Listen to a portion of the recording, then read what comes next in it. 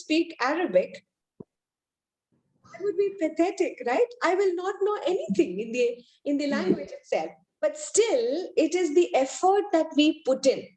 It is the effort that we put in from our end to learn something.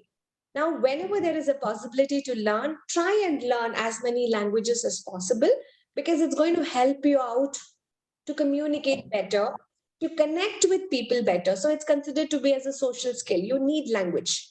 That's what I said. Olden days, we never had anything. We had these ideograms, we had these pictograms and other things. People were using lots of pictures. They were using to communicate. But now we definitely have scripts, we have languages to do it. So never put yourself down or don't underestimate yourself. You are amazingly talking. I am able to understand whatever you are saying. One thing is like add on to more number of words as you communicate, and that's going to give you a very strong foundation towards your speaking skills. Okay, so that was one thing that Lubna wanted to ask or share. So, Thank you, good ma'am. afternoon to Amina. Good afternoon. And Monica, very good afternoon. So, we were just discussing today being the last day of our training session. I'm surely going to miss all of you. So, if at all, if you have any doubts or queries regarding any topic that we had a discussion in our 15-day session, I know it was like an express train, right? A session which had to be taken for one complete year. We have just done it in 15 days, and it takes a lot of time. And it takes a lot of energy and inputs for you to also understand. Okay. And I know like some of you have an IMTTI course also, correct? So if you have taken this IMTTI course, it is following the AMI guidelines. So you could run through your notes. You might have notes. You could run through your notes, and it gives you the proper way of presentations and other things. So when you can read through those and take a look at the lessons that we did, you will be able to correlate with one another. And once you get back to your schools, once your schools are functional, you're trying to adapt all your learning into your school. So that is going to be a great start for all of you when you take up this career of wonderful teachings for the children of say 2 to 6 years of age. So that being a quick introduction and a quick wrap up. So let's move on to a very, very larger portion of our training today, and it's called the learning disability. It's a huge lesson, I could say. Why it is a huge lesson is because whatever I'm going to be sharing today is out of my experience, because we run a school and we have amazing teachers who bring in case studies, who tell that they are finding difficulty with certain children, or some children are finding difficulty to cope up with the classes. So when they share all these case studies in our classes is what we generally find it good enough to investigate a little bit more, find out from different kinds of forums. And then we also talk to people who are aware of certain issues. We talk to parents and they get back to therapists or any other educationalist who can actually help the children who are actually finding a little issue in the learning disability and things like that. Okay. So it's purely related to whatever knowledge I have. In case if something is wrong, I would admit it. Okay. And if you know anything beyond that, you can definitely share it because it's like a one-to-one learn. We all learn from each other, and we all have to be better every day. So that's also there. So I've also shared my number. So in case any time that you would like to connect with me, you could do so. Or if you would like to connect me through your um, the university or the college that you have joined from, you can also connect with Jansi ma'am, and she can also pass on the information to me. So either one actually works with. Okay. So never think that we are done with 15 days. So that means you will not be in touch with me. So I would love to hear and I would love to see you all back over and again so that, we can stay connected throughout.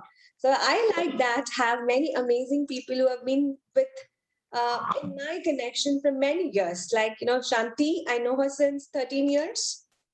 Yes, so Shanti is connected with me since 13 years, and I see her in almost all my trainings.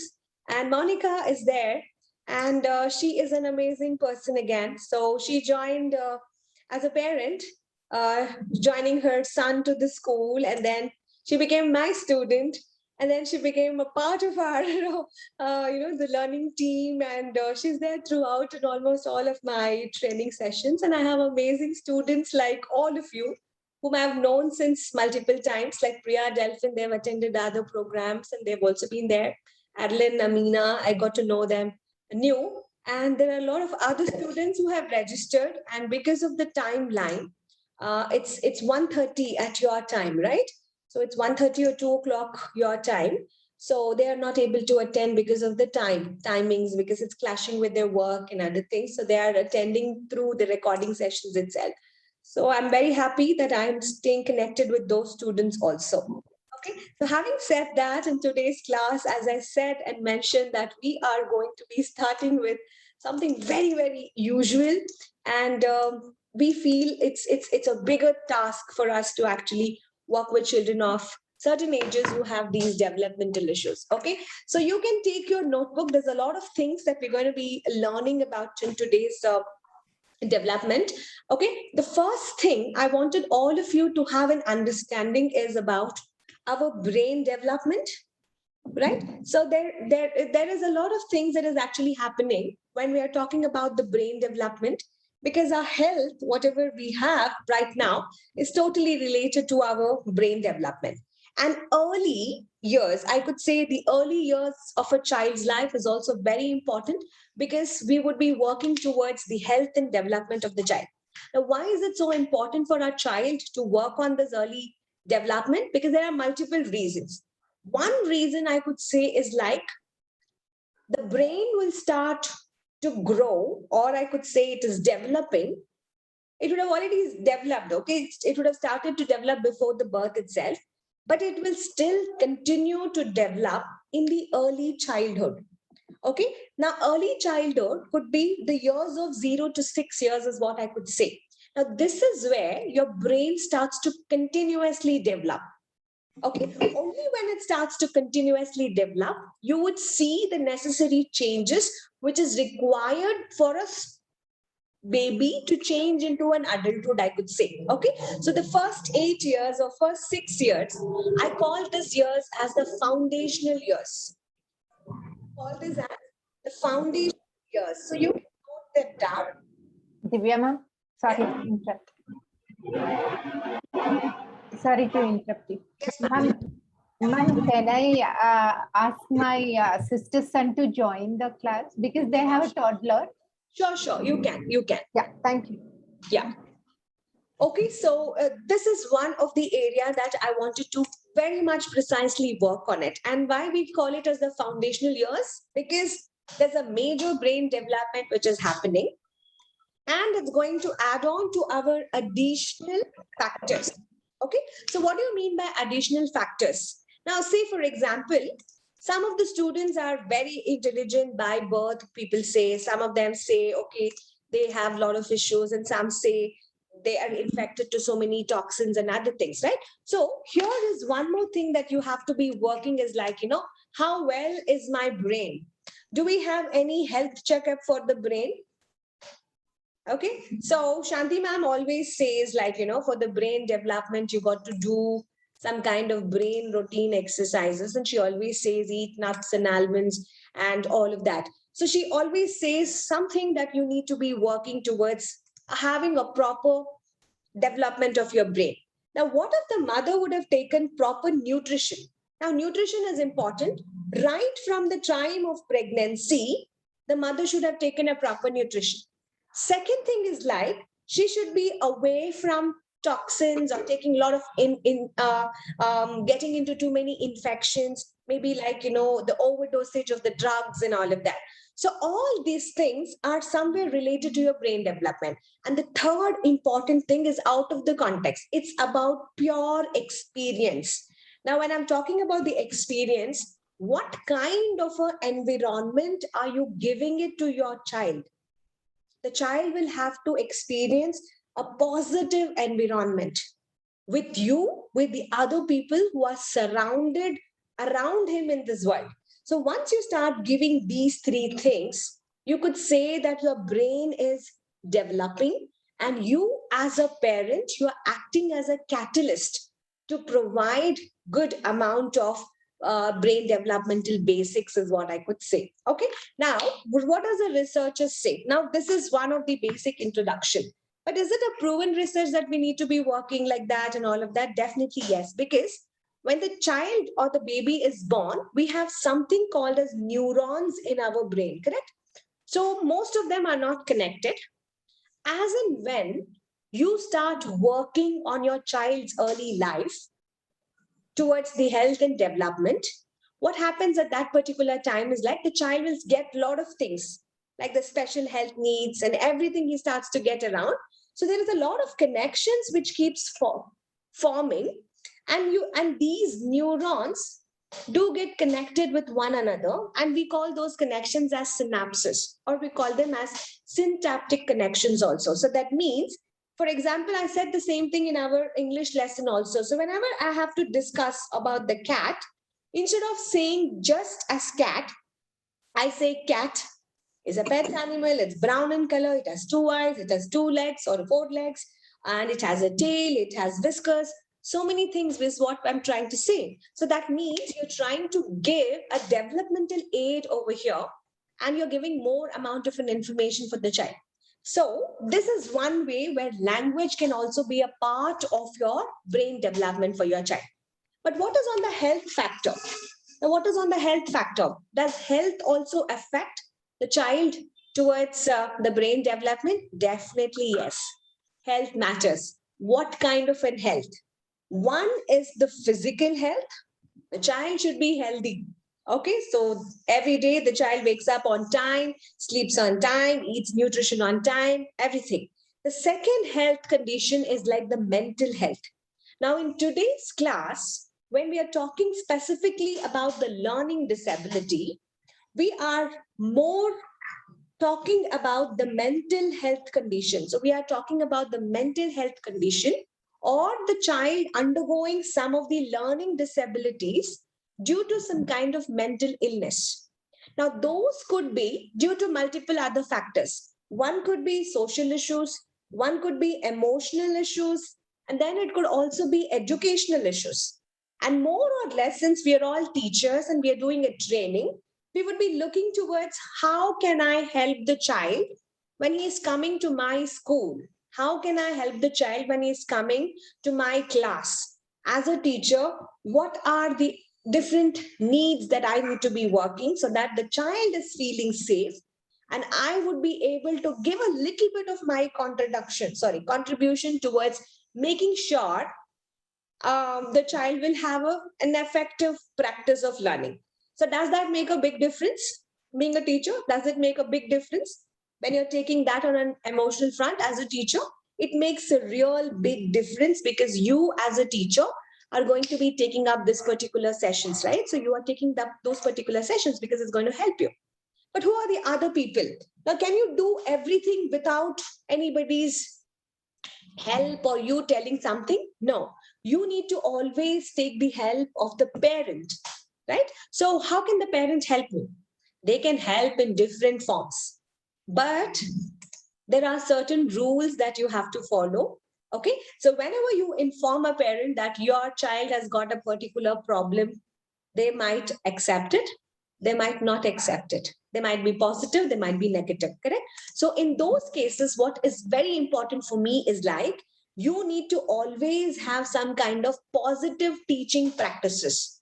Okay, so when you have those positive teaching practices, you will come across with different kinds of families, different settings are provided, different care is provided to every child. The child can be happy, healthy, child can be unhappy, so many things around your class. I'm not worried about that, but still, out of all those experiences, you as a teacher are going to be positive. You will never be blessed to have an entire set of class who's perfectly fine. Has anybody got such a class till now where you did not have an issue? No. We will have some of the issues. This child is not writing, this child has spelling issues, this child cannot remember something, this child is not able to focus, this child has attention deficit disorders. So many problems that the children will definitely face it. And being a teacher, being a parent, we got to be having a positive attitude altogether. And that makes our journey a lot more easier. So, what do? I follow certain norms. Why do I do that? Because I want a healthy developmental environment for my child. Correct? How do I do it? What are the things that we do it? This is what we're going to be seeing for today. Okay. Now, before that, when the child comes to your school, okay. So when the child comes to your school, as teachers, what we need to do is like we need to first check on their milestones. Correct. So what are the different things that we can always do as a check? What are the different things that we can do as a check? We can see whether the child has got an eye contact, the child is able to see you properly. So you work on that, eye contact is there or not. Can the child walk independently? Can the child talk? Correct. And then what else can you do it? Is the child writing? Is the child can identify certain things? Some of the tests that you could do it. Now, how is he responding to toys? Can he pick the toys? Can he play with it? Is he socially interactive? Can he go along and play with the other children or what? So there could be many other such parameters that you could check, which becomes as a milestone checklist for you and for your child. Okay. Now, the other things could be on the actions. Okay. The actions are something like when the teacher says, "Hi, very good morning. How are you doing today?" Maybe the child will respond, or the child becomes very shy and hides behind his mom or dad, but still it's an action. Correct. So they hide away and they go away. So that is also a part of it. And we get to understand about that as well. So, what am I going to do over here is like every child has got a different developmental pace wherein the milestone development can differ from one child to another. So do not have the same strategical planning. But if you feel that there is a real problem with this child, then you could have a closer watch on that child and you might share that concern to the parent or to your senior member, whoever it is. So, is there any screening that we check? Definitely yes. So, if you don't know about how do you screen and all of that, there is a simple technique that you can actually check. Okay. So, for whichever child is actually coming to your school, so what you could do is like you could work on this developmental, we call it as monitoring. Okay. So, you need to monitor the developmental issues. Now, it could be like you check on the play. Is the child playing? It's very simple. Is he playing? Oh, yeah, he's playing. Can you all see what am I writing? Oh, it's off. Huh? Can't hear you. Yeah, yeah. Now, can you hear me? Yes, Yes, ma'am. ma'am. Yes, ma'am. there was an unstable connection. Okay. So, the first important thing that we were talking is like in your school, you can work on these developmental issues. Like, you can track these developmental monitoring. Just check. It's a very simple thing. First check is like, is the child playing? Can we do this? Yeah. And then is like you give him a toy or give him a puzzle or anything, because whenever they come, they do get into an experience center, right? Just see if he is able to be a part of that learning exercise itself. Is he able to participate in this? Yeah. Fine. And just check, is he speaking? It could not be necessarily with you, but is he speaking to his parents? Or is he speaking to his friends? Or is he speaking to himself? Just check on that. Then check on how is he behaving? Has he got any behavioral issues, temper tantrums, or is he throwing things, or is he hurting the other students? Please check on that. And also watch on the movement of the child. Movement of the child. Is he moving around or is he stuck to one place? These 5 things can be really good enough for you to actually check whether the child is actually working on the developmental issues. Okay. So then slowly you feel that, okay, this boy never speaks in the class. Then you go deeper into why is he not speaking? Has he got auditory issues? Why is he not speaking? Is there a speech delay? Then you do a proper developmental screening for the child. And then you could visit or you could tell the parent, you could ask them to meet a doctor or a nurse or any kind of a specialist who is good in that particular area. Okay. Now your questionnaire is done. So what did you do? You checked on all these things. You evaluated also. Now, what you need to do it, you need to keep a log. Okay. On this particular child, you need to keep a log, because for the next time, whenever we are actually observing for this child's developmental evaluation, we need to have this particular report. Log is nothing but a report. So far, is it correct? Yes. Yes, Now you had all these things, but when children come to school, what are the different problems that you face it? Can somebody tell me what are the different problems that you can encounter? One is like Lobna told me about the spellings. Not Lobna, yesterday Amina. Amina said about spellings. Okay. Writing also, slow writers also will be there a lot in the class. So writers will be there in the class. And what could be the other issues that you will definitely face? And some, like one at Not like in a lines. yeah. Not in a lines. They are not writing in the lines. No, proper writing in a line. Okay, they are not following Follow the that. instructions. Yes. Mom, and some are so Finding good, difficulties some in are holding the so pencil. good, some One- are so, yeah, some are so good in oral, but writing is very difficult for them. The Okay, attitude. writing. So I could say fine motor is not proper. Yeah, And that they are not able to write enough. yeah. Yeah. Attention deficient. Some children are not. Attention. So they are having attention problems, attention related problems. They are not able to concentrate in the class. They wander around, so they do not concentrate very much in the class. What else do we have it? Attention too much seekers active also will be days. there. To disturb, attention seekers also will be there. Attention secrets. Yeah, for that they will keep on disturb also. Okay, so they want to seek attention. You mean to Yes. say attention Yes. seekers? Okay. Yeah. There are some attention seekers. Yes, ma'am. That's the They reason do. not disturbing your classes. Okay. Yeah. There is also child who is moving every time moving, stand up and Too much of movement in the class because of distraction. Okay. Absolutely. Moves around. No It's focus lacking. less focus. Okay. So they're not able to focus attention. So it's all related to your attention related. Yeah. And one more thing, some kids will be in the Cartoon Network characters also, ma'am. Cartoon characters, role And they would like to talk about that only. play and too much of, Yes. onto the roles. Okay. Yes. Okay. Yes. This is what I used to, most of them, like in my class, I used to observe. Okay. So, any other problems that we generally encounter? Insecurity. Some might children not able relax to the- say about their like for to go to washroom and also, ma'am. Some might feel shy. Yeah. They are not able to express. Yeah. So they Yeah. express. What they wanted. Yes. Expressing is a problem for them. Yes. Some children have insecurity and complex. Insecurity and complex. Okay. Insecurity and complex. Okay.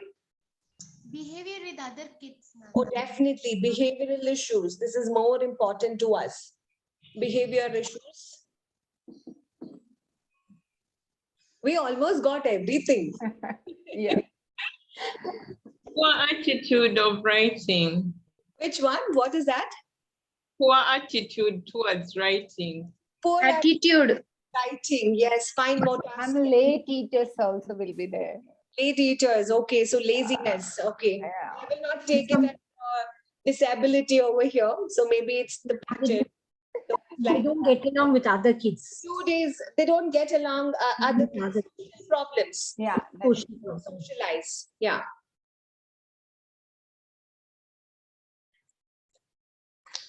Emotionally, children are down, right? Insecurity and other things. We could Yes. put it under emotional. They're too emotional. Yeah. Their emotions do come into practice, and because of that, they can do multiple things. Yeah. Any other that we could think about? They keep on fighting, some children. They Fighting. keep on fighting. I could say behavioral issues. Yeah. Behavioral, ma'am. Behavioral Yeah. issues. Discipline, everything comes under that. Behavior comes with temper tantrums. All of that is towards the behavioral, and some other problems. Everybody said about more is like more less focus. Which children do move. Nobody. And some might be passing in their clothes also, like urinal issues also, ma'am. It is Like behavioral they'll problem. pass. Yeah. Yeah. And they don't know like to inform also. Okay. Okay. So I have seen this, some of the children, so they put their fingers into their nose and they do Yeah. not immediately wash their fingers. They keep putting certain things into their mouth and they don't. And even they keep touching the private parts also. So most of the time I do have spoken to some of the parents. It could be then when they investigated, it was an allergy. Okay. And that's the reason the child was actually touching. Okay, so multiple reasons could be there, but as a teacher, you need to observe every little things that the child is actually doing it in the classes. Okay, so we got enough number of problems to discuss. So I'm going with all these problems because this is all related to the cases, and we definitely, if we are taking those things, we would understand like why is the child having Eating habits also it will come, right? Under this. Yes, eating habits definitely come. It's related to your what I could say is like etiquette. Okay, so we could say etiquette. So all your Some they don't want their food and they'll take other boxes. Usually we'll see in the classes, right? Most of them use other food, others food, like they will like other food only. maybe the other boxes are colorful. Yeah, colorful and It's not a problem for me. You could say that Normal that's what I'm Monica. confusing that. That's why it's not a problem. It's not a problem. we are missing that. That's definitely Kids not will also Monica. Ma'am. We have seen it in our classes. Yeah. okay. Namrita also has seen that in their classes.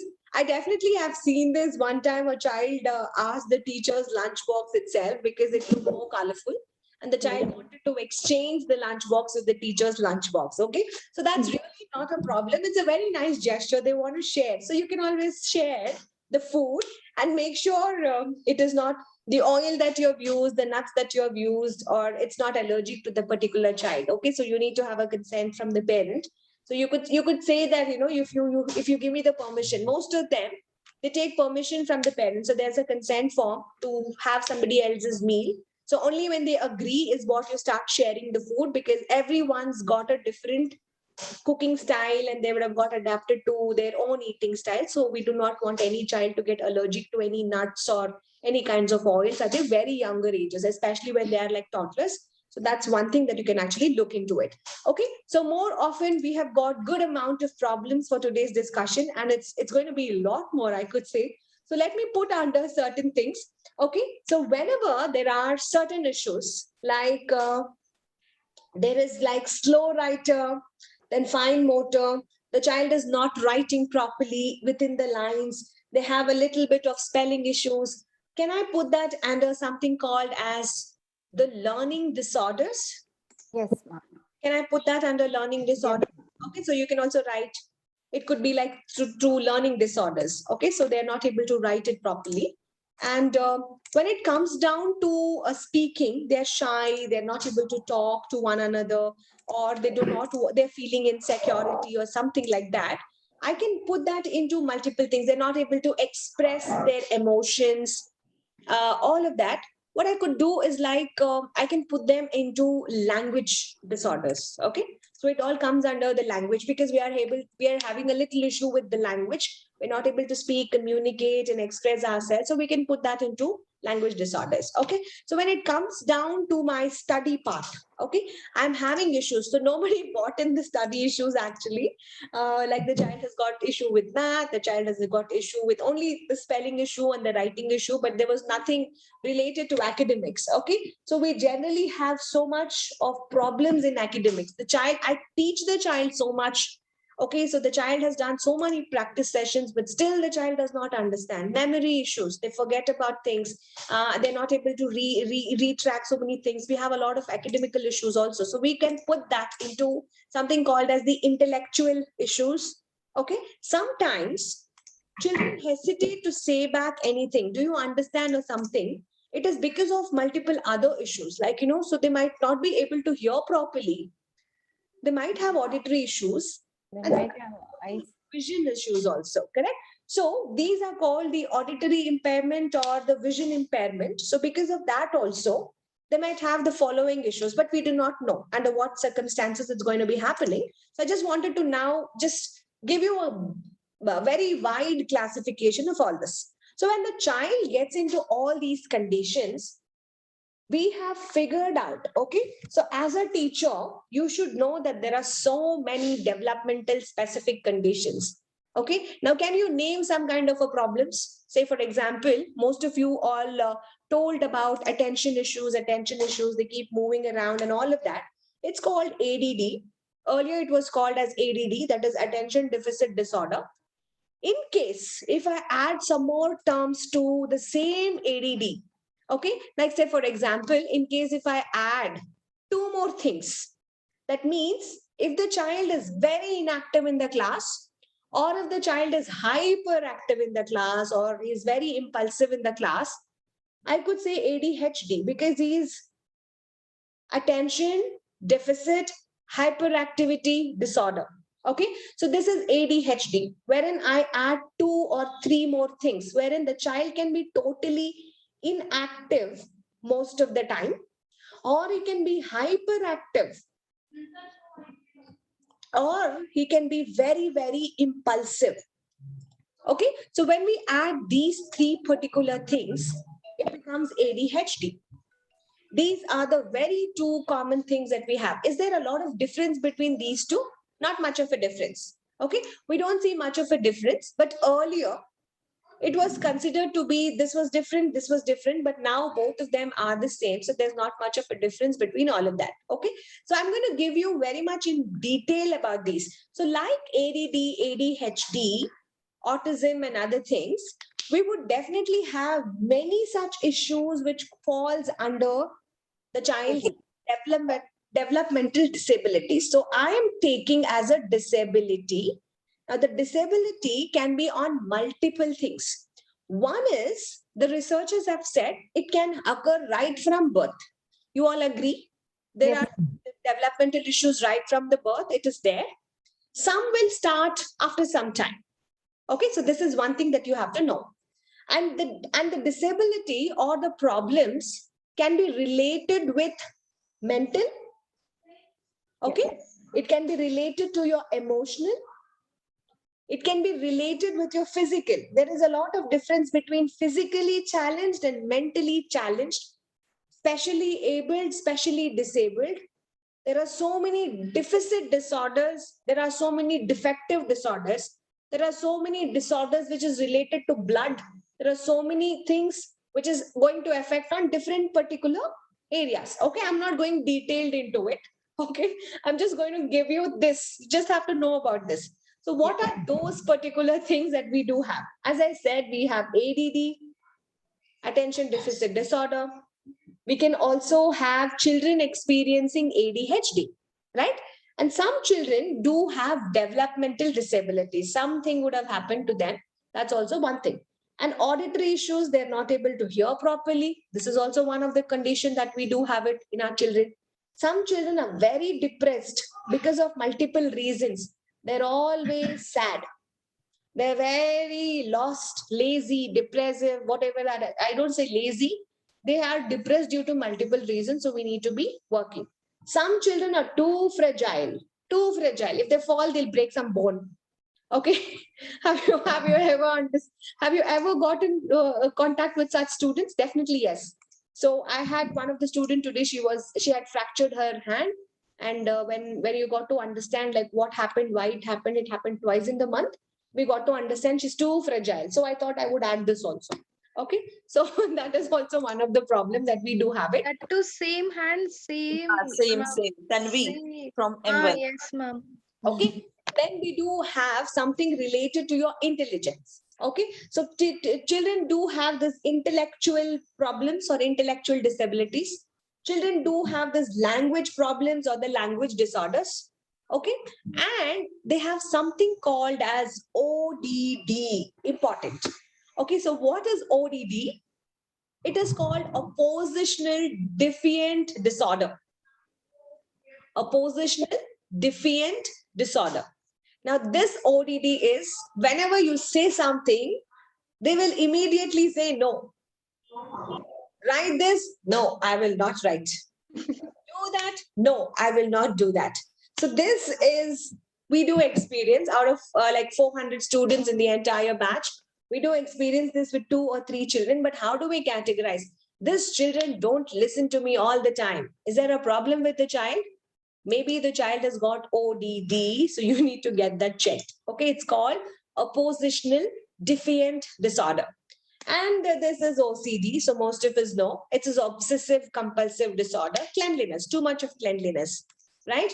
So you say it's okay, sit down. No, ma'am, I have to go wash my hands. No, it's okay, you just washed your hands. No, ma'am, I just touched over this. I have to go wash my hands. No, ma'am, this desk is not clean. I have this. One of my niece, she doesn't sit anywhere. She doesn't sit anywhere.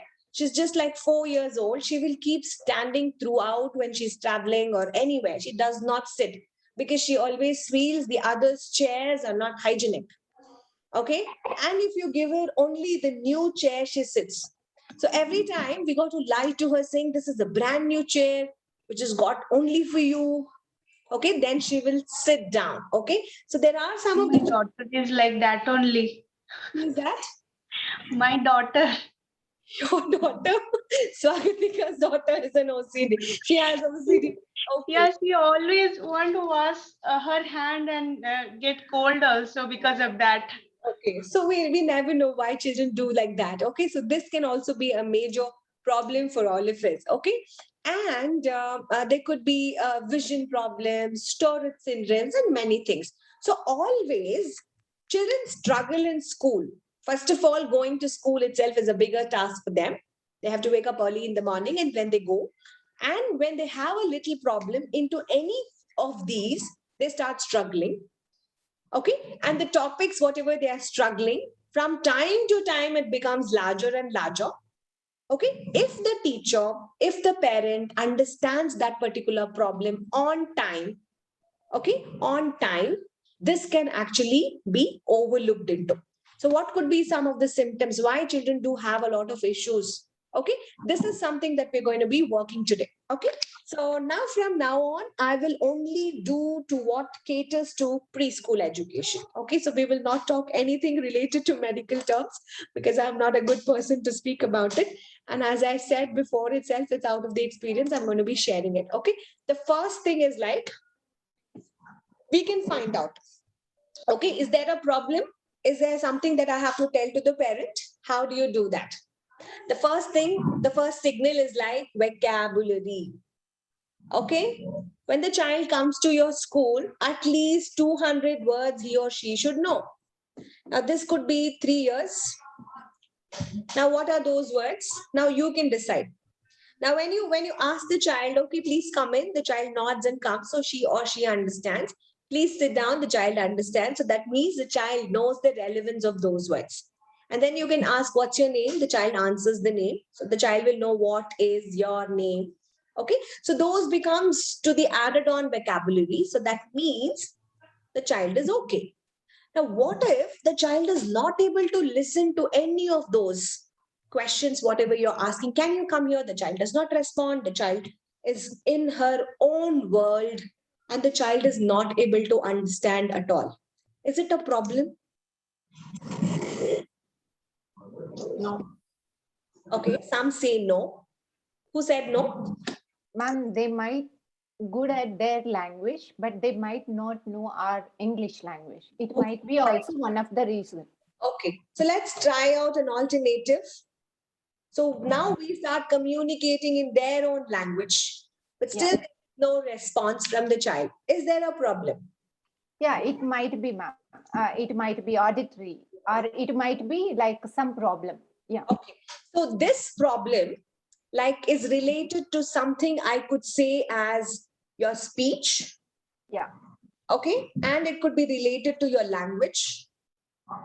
And that's the first sign. If your child does not respond, that becomes your first sign. When can I begin this? 4 months, 5 months? When I call to the baby, okay, if I'm just talking to a baby, the baby responds back to me, correct? Yes, ma'am. How many of you all have children? All of you? All of us in this group have kids, right?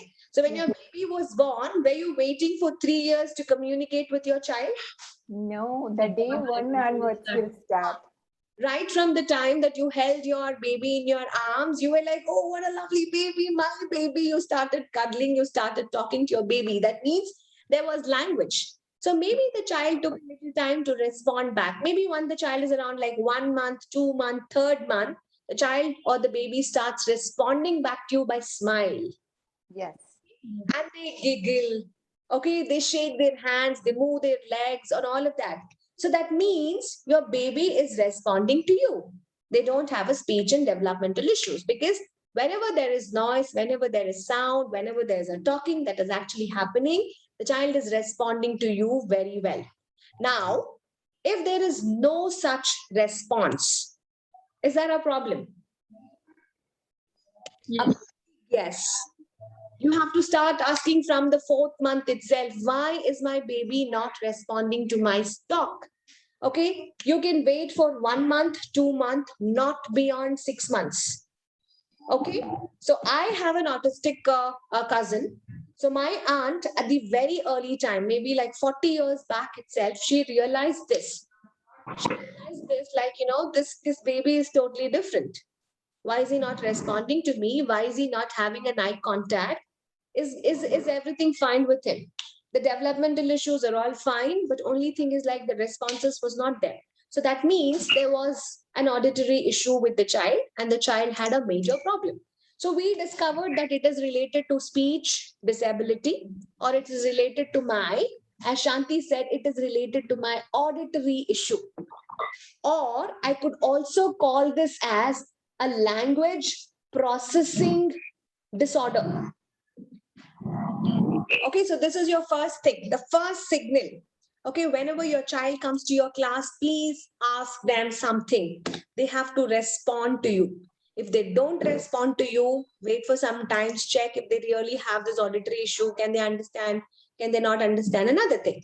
So how do we do it? So now we know that, this is an auditory issue and a language processing disorder. So we got to understand this.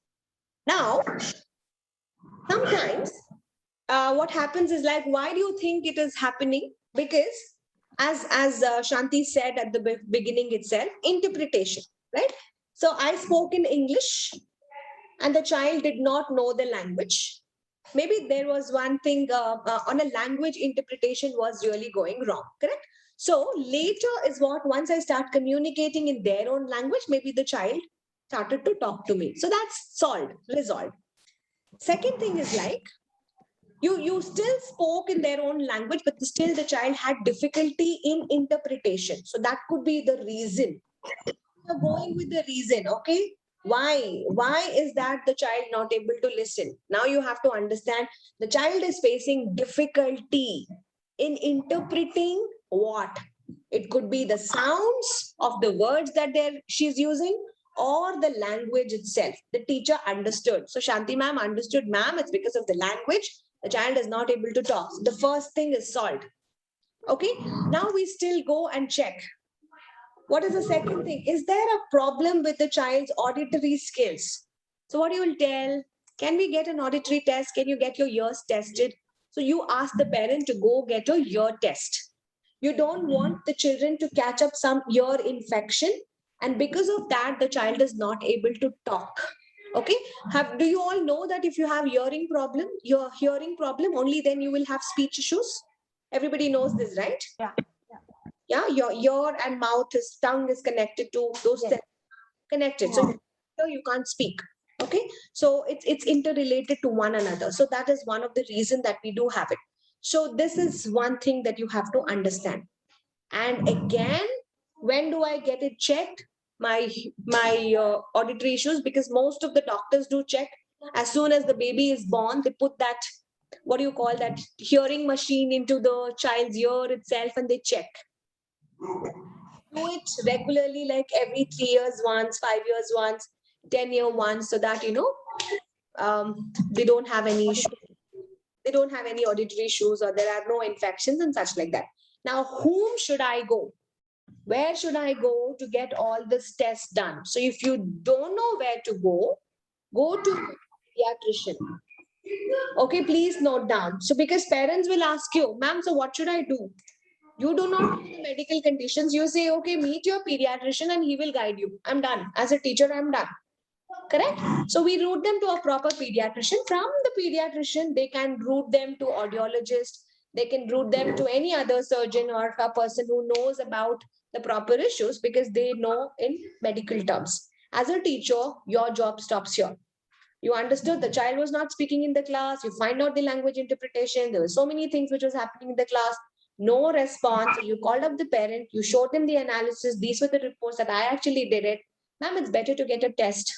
Okay, just check his ears, check this particular thing. I did this analysis. Please meet your pediatrician and to get back to me. Okay, so your first job is done in your preschool. The second thing, what you can actually ask is like, which is related to mathematics.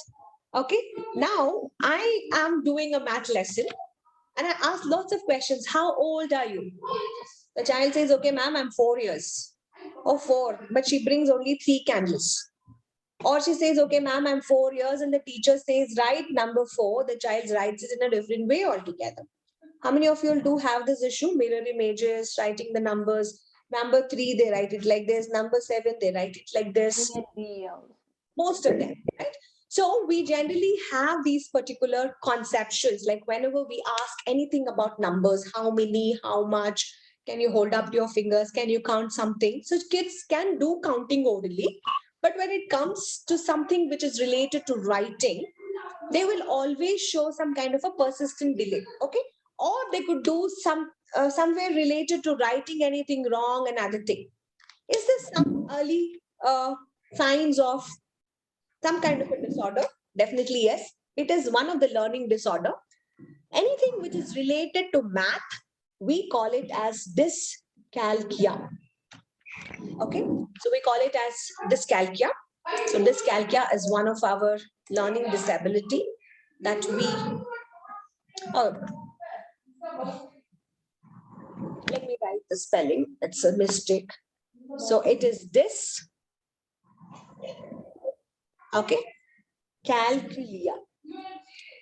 So this is going to be the early sign. Okay, so don't come to an extension saying your child has this. It's an early sign. So what should the teacher do now? What should the teacher do? The teacher understood, okay, this boy writes every time all the mirror images. So the teacher knows, oh, this boy has dyscalculia. Now the interferes and she teaches him, this is how you write number 3. Round and round and round and round makes number 3. More number of times. Ashit? So you give them multiple instructions altogether. So what happens? Can it be persistent for a very long time? So it can be corrected. So any issues which is related to dyscalculia can be corrected. So what as a teacher you need to do? Focus more on which letters are the problems, where is the learning problem that your child is actually having it. So we focus on that particular problem, and this usually happens in our math class.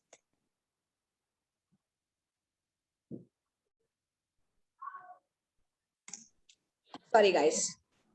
So my kids, the younger one had the first day of school after the COVID lockdown. So they're so excited. They just reached home and I could hear a lot of noise entering. Okay.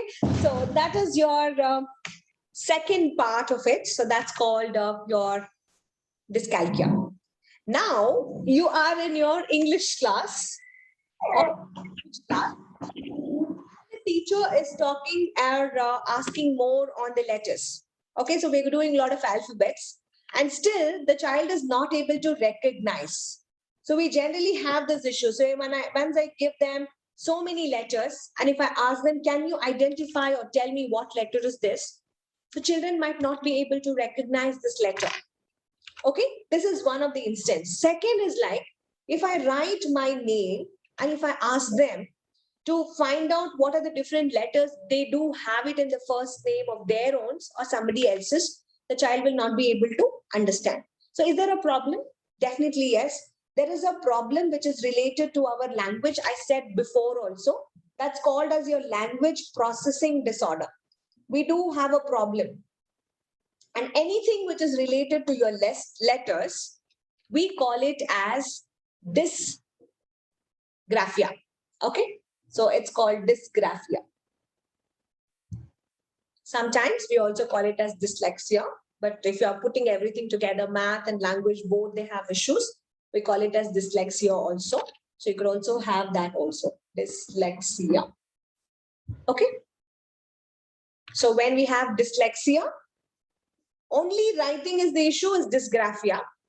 Recognition is the issue, reading is the issue, spelling is an issue. As somebody told me, right? Amina said spelling is very difficult. They are not able to understand. I taught them with all possible strategies. Amina, you got to be more patient. Your activities should be more and more and more so that your child can work on this particular dyslexia also. So this we find that the children are finding difficulty in reading, in writing, and in spellings. So when they have difficulty in all these reading, writing, and spellings, that's when we do have this kind of disability called as dyslexia. This is one thing that you can find out in your own classes. Okay, now is the next bigger thing. Now these three were very simple. Okay, hearing aids, dyslexia, dyscalculia, they're very simple, can be corrected. But sometimes when there are a group of children in your classes, one child you find to be less mature. Have you ever got any such student in your life, in your class? Yes, Shanti, you want to share your experience?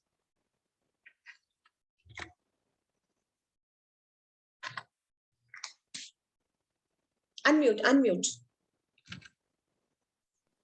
Yes, ma'am. I do got so many kids like this in my experience. One is with the train brain only, Sarvesh.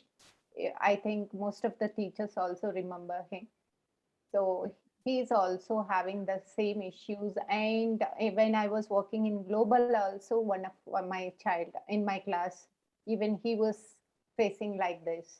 Okay. So when you have any issues like that in your classes, it also becomes important for us to understand what is it which is actually making the children being to become less mature or something like that. So what we do over here is like it becomes really difficult for this child to cooperate with others. Okay. So the teachers are trying, the parents are trying, but it becomes very difficult for the child itself to cooperate with the peers.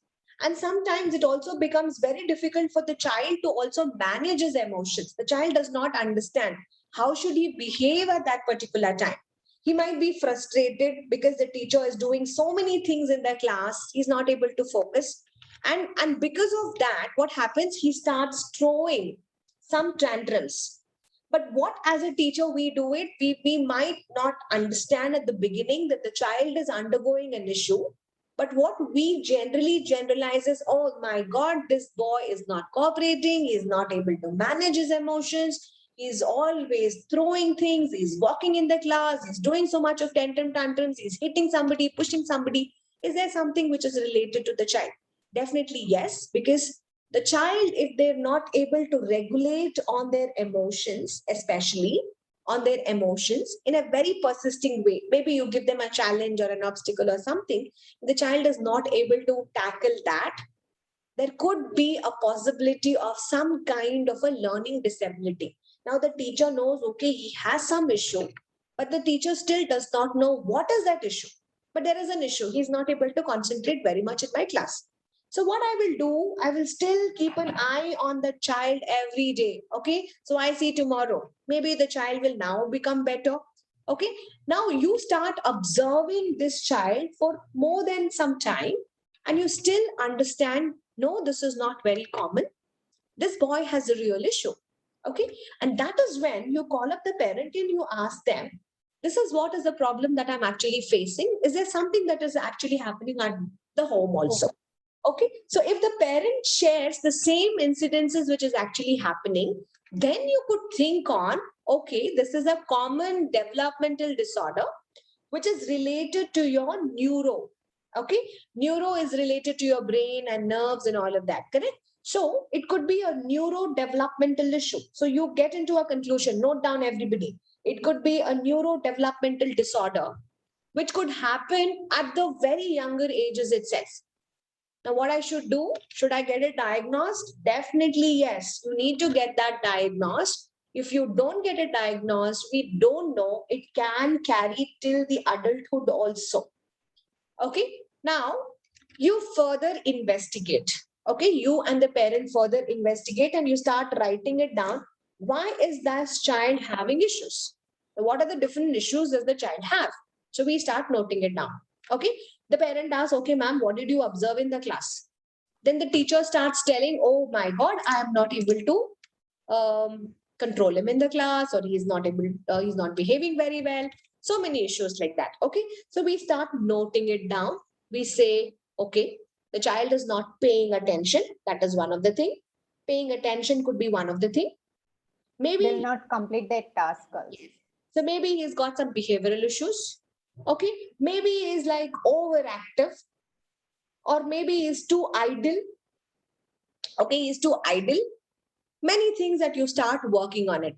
And then once you start noting more and more problems like that, so that is when the teacher might understand, okay, these all look like the symptoms of something called as ADD or ADHD. The teacher is just coming to the root of it. Okay. So you're still not confirming it. I'm not saying you to confirm. This all could be some of the problems which the ADD or ADHD can also have, because there is inactiveness, there is hyperactivity, there is impulsiveness, so many things are still there. Correct? Now, what you do, you again start checking on different other things. You can start communicating with the child even more, and you will start finding out more signs. Now, you give again another week's time. Now, you do a lot more of observation. Okay, you just don't leave like that. Even in your class, you do a lot more of observation. When you're doing this observation, maybe you get to understand more. Okay, this child was listening to me, but his listening span is very less. Okay, so what happened? Maybe, ma'am, he has short attention span. So this was something new that you got it. He is getting easily distracted. So the child is getting easily distracted. And Shanti ma'am also said, ma'am, he's too careless in his work. He does a lot of mistakes. Correct? He's more forgetful. He always forgets things. He always forgets a lot of things. He loses things, loses things. Losing things is also a bigger thing. Every day, the child loses things. And somebody said slow writing. They do not write only, time consuming, too much of time in every activity. They take a lot of time in working with all of that. And constantly they will jump from one task to another. Every minute they will keep changing. So they cannot concentrate on one thing. Okay, they see something, they just start, they go there, then they move on. So constantly they keep changing the activity. Okay, or the task, whatever was given to them. Okay, and once the task was given, they don't know what to do. Okay, if the teacher gives them a puzzle tray, they don't know. And they're finding difficulty even in smaller tasks. You tell them roll a napkin, fold a napkin, also they find it very difficult because they cannot follow instructions sometimes, or they would have difficulty in organizing the tasks. So all these things are signs of something called as inactiveness. It's not that the child is doing voluntarily, it is because of inactiveness. Inactiveness of what? Something. Neuro. Something is not proper. So it's inactive. So we're going to deal with that. Okay. So once the teacher had all this, then the teacher says, okay, I got so many things. Maybe it's problem related to inactiveness of certain things in his brain. Now we do not know. We root them. Go to a neurosurgeon. He will tell you what is inactive. They get couple of tests done, and then is what we actually see, whether it is ADD or ADHD, another thing. But if you observe a totally different kind of symptoms, now say for example, he is not able to sit in one particular place. The child does not sit. Somebody said, right, when we started, the child keeps Yes, ma'am. wandering around. So they are not. And especially, they can't sit in quiet places. They need always noisy places. If the class is too quiet, they cannot sit down. Okay. The quiet surroundings, they can't sit. Calm surroundings, they cannot sit. And constantly they'll be fidgeting. Okay. Something or the other they need to be having in their hand. They constantly keep fidgeting. That is also a problem. And again, concentration on anything, writing, reading, playing, they are not able to have. And too much of physical movement, excessive, I could say, excessive physical movement, if they're having, that is also a problem. And too much of talking. Okay, so I don't have ADHD. I also do excessive talking. Okay, so it is. Ma'am, and also one more thing which I observed, whoever is like ADD, ADHD or ADD, they love to coloring. They love One of the, yeah, one of the sign which we also observed constantly with the whoever I got. Okay, So that's if you give a drawing book, they'll be calm. okay. Okay. Yeah. And there are Yes. other things also to calm them down. So if you give them headphones, they can concentrate. So music also acts like a therapy to them. So that's Yeah. the reason they do that. And even you get those massage bars. So Yeah. you also stimulate the senses. So Yes. you do get those massage bars also. So you can just massage, and it will also stimulate their senses. So that's also one part of it doing. Okay. So this is also there. Excessive talking, too much of talking. And what I've also seen is like when you ask them to wait for their turns, like, stand in a line or something, they can't stand. So Yes. they cannot take turns. They cannot wait. They cannot take turns. That is also there. And they don't think too much. They always act. Say, for example, if it's circle time, something, they can go run here and there. They will not even think, okay, if I'm running like this, I might hurt somebody. Okay, so though they do not think, but rather they act too much or too fast, they act. So it's like acting without thinking. I can put it in that particular way. And if you are conversing with someone, constantly they keep interrupting you. Have you ever noticed? Yes, ma'am. So they interrupt constantly. This happens with my cousin. So he interrupts. So if you don't listen to him, he will keep doing this. Just listen. So interrupting conversation. So they will have this particular issue also, that they need complete attention of yours, and they will not have something which is very important, is like they don't have sense of danger. They don't know. Okay, so sense of danger should be there to everybody. If I touch this, okay, if it can hurt me, they have to understand that sense of danger. They do not have that. So this is something very important. Sense of danger, they don't have it. Okay, so they can go anywhere. You have to constantly monitor them, where they are going, how they are working, and all of that. Now these symptoms, they are a significant problem. Okay, so it's not that you can just let go like that. It's a significant problem. But it is said that it's underachievable at school, because what we could do is like the teacher can discipline them, and you can give a reward. Sometimes you could also give them some kind of like time up time, sit down here, put them into a peace corner, asking them to relax and all of that. But still, you cannot achieve 100% or maybe 80% of goodness from the schools. The teacher will not be able to help. Okay, even if you try also, the child will still have something called as a poor social relations. He will never mingle with students. He will definitely not have those social interactions. He will always have, no, we want them to get along with the friends. You forcefully take the child also, but this child will still have something called as a poor social interaction with the other children. Even with adults, they will not mingle unless and until you're a trusted teacher. The child starts to trust you.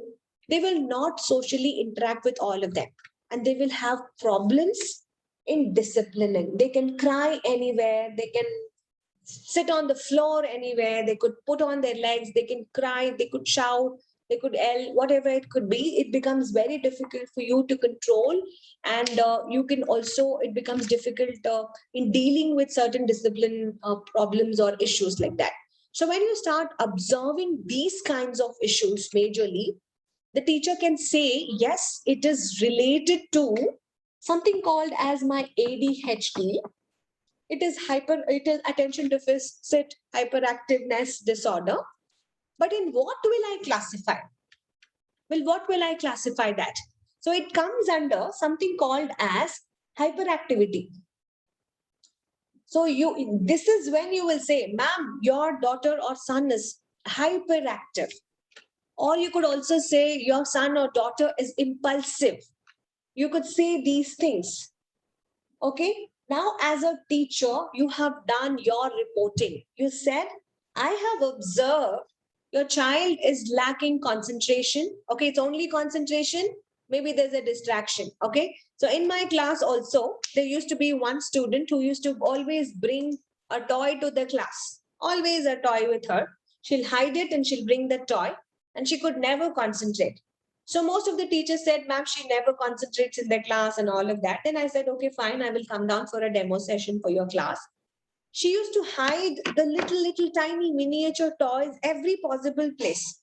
The jacket, then the skirt pocket, in the bag, in the lunch box, everywhere she has those miniature toys. She had it, and she could not concentrate, not because she had ADHD, it was because of some kind of a distraction which was there. As Shanti said, children do get involved into characters, and they want to be within their own world. They want to be in their own world, and they don't want to listen to anybody else or anything like that. So slowly you had to distract her, and you had to slowly take away. But how would you start taking away the toy? You could say, I will give it to you. So create some kind of a trust, and then you say, okay, fine, I will give it to you back, but you need to be giving me that trust that I'm going to have it. So unless and until the child has the trust, they will not hand over. But as a teacher, you would again give back. You need to have that respect. Now the child starts to trust you. You say, okay, you bought all of that. I will give it to you at your leisure period, but now it's time to do our language or math or whatever lesson that we actually have it. So this is one thing that you need to always work on your ADD and ADHD. Okay. Yes, ma'am. It is true with my son also. It is with your son also? Yes. Okay, okay. So you can pick up something and you can relate it to your own kids and you can relate it to your own students. Is my student falling into any such category? Then how would I help them as a teacher or a parent? So this is just a small information. But if you talk on these things, it's like our topics are never ending. Never ending. There are so many instances and cases that we could pick it and we can go on and we could analyze and work on it, right? So whenever we have these two things, people start to treat others in a very bad way.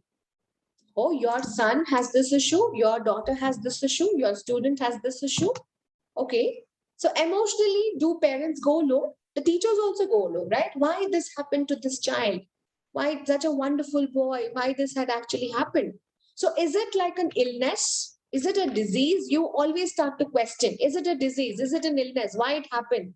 Okay. So those are something which is considered to be as mental illness. Definitely, yes. It is related to your mental health. Okay. It is a mental illness. Definitely, yes. It is there. The sooner you accept it, the sooner it's better for you. Okay. The teacher said so many harsh words, rude words. She said, my daughter, my son has this and this. It's okay. But it is the fact, right? Your child has this issue. So that's the fact. So it's a mental illness. And we saw the symptoms also: hyperactivity, impulsiveness, inattentions, inactiveness, all of that. Once we have all those things, it starts to impact on our behavior. This is very important. If we have ADD, ADHD, we can be hyperactive, we can be impulsive, we can be inattentive or inactive. Once we have those characteristics, it starts to impact. It starts to impact on our what? On our behavior. It starts to impact on our mood. It starts to impact on our thinking, the way we think. But that's why ADHD meets its criteria for mental illness. It categorizes. People say it is related to your mental illness. So mental is not being mad. It is related to a problem that you're facing with your neurocells, with your neuroscience. Okay. So please get that. Okay. When we say about mental, they think, okay, he's gone mad. No, not that. When you're angry, also you're mad, right? So you have lost your senses at that time. So when we're talking about the illness, it's all related to your neuroscience. There is some kind of an impairmental issues that we are actually having. So how do I help the child when they have these issues is the next thing. Now everybody got an understanding, okay, this boy has this mental illness. As a teacher, what would you do? You start making a structure. Okay, boy, don't worry. We will work through it. I'm there, your mama is there, your papa is there. We're going to work on the structure. So the first structure, what you decide is you start creating what? You make a routine for the child. You make a routine. You say, okay, we get up at 8 a.m. We eat our breakfast at this particular time. We go to school. We do other exercises on a particular time. So you fix this routine and you put this somewhere so that the child is able to visually see this. So this becomes easy because they cannot take multiple instructions at a time. If you say you eat this, go to school and then do homework and do your test, they will forget going to the school for the first time itself. Okay, so don't give multiple instructions, so give them a structure. Then what you can do is like whatever the task that you had at 8 o'clock, right? Going to school, this is a big task for the child, correct? Going to school itself is a big task for the child. So what you'll try to do is like you will break this into manageable tasks. You will say, Mama is going to help you to dress you up. Papa is going to make you help to wear your shoes. Brother is going to help you to making a snack. You start making it. So it becomes easy for the child to take up. So this what happened? It kind of simplified the daily activity itself. So it started to organize. Now the same thing if the teacher also does in school, instead of saying we're going to do so many words and all of that, you say only A is what we're going to do. We're going to only write a curve for today. Then tomorrow we're going to join this curve. And day after, we're just going to put a small loop. So it's going to make our letter A. So you started dividing your task of writing such a alphabet. You simplified it and you organized it in such a way that the child is able to follow your instructions. So what you do always, you start encouraging. You give a lot of exercises to encourage the child itself. And you also have to work on something very important, sleep. Okay, so these children should get very good, I could say, a sleep pattern. They have to sleep very well for a longer period of time. So that's also important. And thinking, so encourage them to think. Ask them more and more questions. They have to think and you have to wait. You need to have patience to listen to them because they might not immediately answer. We have something called as a responsive time, right? So everybody gives, now say for example, in case if I ask Lobna, I say, Lobna, what did you have for your lunch? Rice. Rice. Okay. So she responded within a second or 2 seconds or 3 seconds. So that was a normal response time. Now, if Lobna had a little issue, she had ADD or ADHD, God forbidden, she's all healthy and nice. Okay. If she had that issue, they might take a little time to process it. Okay. What did I eat? What did I eat? Okay. What did I eat? And the entire thing comes in front of their mind. They would visualize. And what did my mother say? Okay, it is rice. And then they take that much of time and then they say rice. So the wait time, what Lobna took was only this much. The wait time to answer for an ADD or an ADHD child could be even more longer. So when you're dealing specifically with children like that who have these mental illness, you need to have a lot of patience to wait till they answer. Don't be in a hurry and shoot the next question. Okay, don't give the next question. So you have to be patient enough with them. So promote the wait time. Wait time is important. So you need to promote the wait time. So wait till they give out the answers. Okay. So is there any differences? As I said, like, today there is no differences like ADD and ADHD. Earlier we did have, like ADD was only for attention deficit and ADHD was in case if there was hyperactiveness and impulsive symptoms, which was associated, we used to put them as ADHD. But now both your ADD and ADHD are considered the subtypes of the same condition and they have the same diagnosis, the same way that you will have to be finding out. Clear? So we did two important major problems in our classes. Okay. And now we're going to very simple issues. Okay.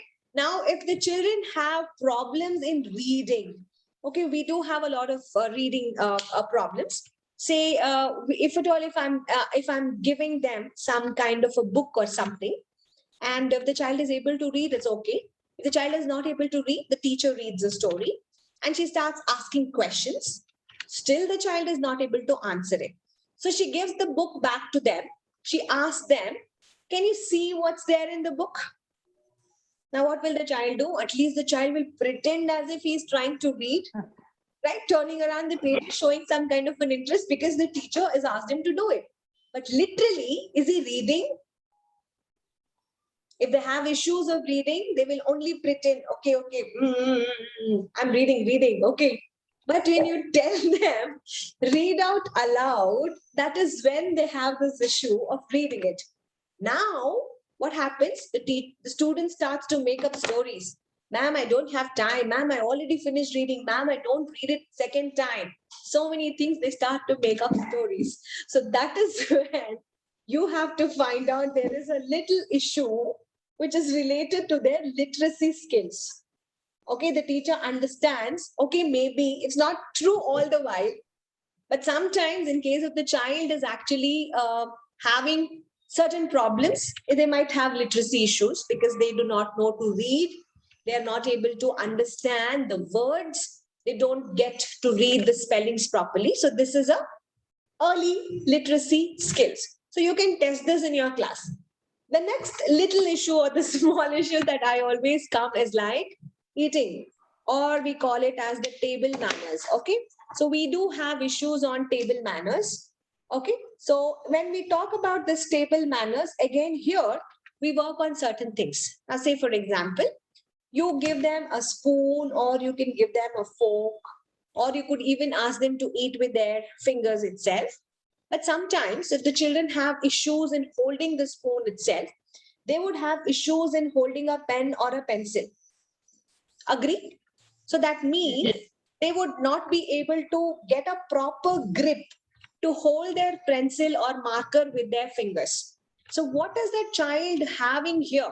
So, when you feel this particular issue is actually happening with the children of your classes, you work on something called as your pincer grip. So, you say, okay, the grip of the child is not proper. You say the grip is lagging. And then you work on telling that there is some kind of a delay. You don't say it's a problem, but you say there is a delay. There is a delay in what? Delay in your fine motor skill.